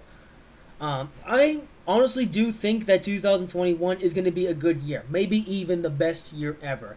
Because while 2020 was a pretty stupid year, I believe that 2021 is going to be a very good year. Because, we're eventually going to be able to get rid of the China virus, say goodbye to the China virus, no more masks, no more social distancing, no more limited attendance at various events. We're going to take back control of our country, and we're no longer going to live in a corporation. We're actually going to live as a proper country, and things are going to be great. I have high hopes for the future. I'm already planning on going to back to Seagull Speedway in 2021. I'm also going to try to go to as many races as possible that my man Tyler is on, because I haven't seen Tyler in a long time. So, not since 2019 anyway, so I'm really looking forward to getting back with Tyler and just watching him race again, and also like I said, also watching races on the local scene. I'm also pretty excited for the NASCAR season because with all the new events coming, it's gonna be fun. Bristol Dirt, Coda, Indy Road Course. I'm really looking forward to it. And the roster, Bubba Wallace with his new team with Michael Jordan. It's gonna be great. So. And I know early on this live stream I did talk about something that wasn't as positive and it might have negative effects going to the future, but I genuinely think that 2021 is going to be a much better year than 2020. I know it's still January, it's still pretty early on in the year, and some things have happened that people don't really appreciate, but even despite all that, I still have high hopes that 2021 is going to be a great year. And that's pretty much it. I was going to go more in depth into this speech, but that's pretty much all I really just got to say. So, yeah. So, I have talked nonstop for 3 hours and a half. My voice actually kind of hurts now, so I'm not going to give it a nice long rest. But that is all for this live stream. This live stream was way, way longer than I initially anticipated it was going to be, but you know what? I'm okay with it. These live streams, it's a good thing that this live stream didn't have to end it at a certain time. And I could have just gone with it as long as possible. So, there you go. So, that's pretty much going to be all for this live stream. I know the ending was a little bit salty, but whatever. Hope you guys have enjoyed this live stream. If you did, make sure to like, comment, and subscribe if you haven't already. And I will see you in whatever I make next.